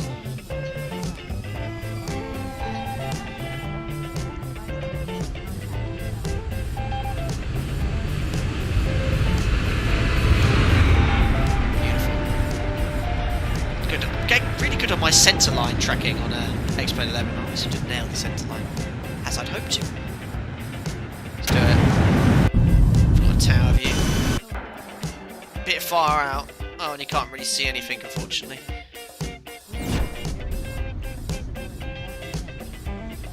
Look at that centre line tracking. I mean, look at that. Oh. Yeah, don't stand there. Great ATIS, I know it's so annoying. Alright guys, well, let's jump on into the cockpit, the 737, and then put you in the replay view for landing. Guys, as ever, thank you very much to all of you that popped up for today's live stream and watched it. So it's all very much appreciated.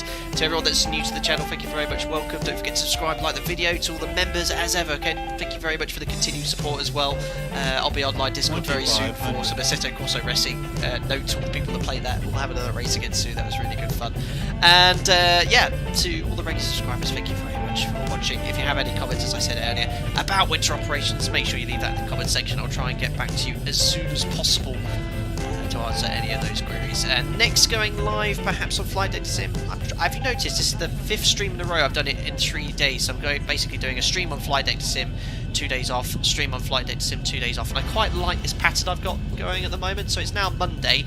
I hope to do another stream on Flight Deck Sim on Thursday, but do check out the second channel. I'll perhaps be doing a Eurotruck stream, Eurotruck Sim stream, hopefully tomorrow evening or something, but be sure to check that out. Guys, stay safe as ever in these crazy times, and I'll catch up with all of you soon. Bye-bye for now.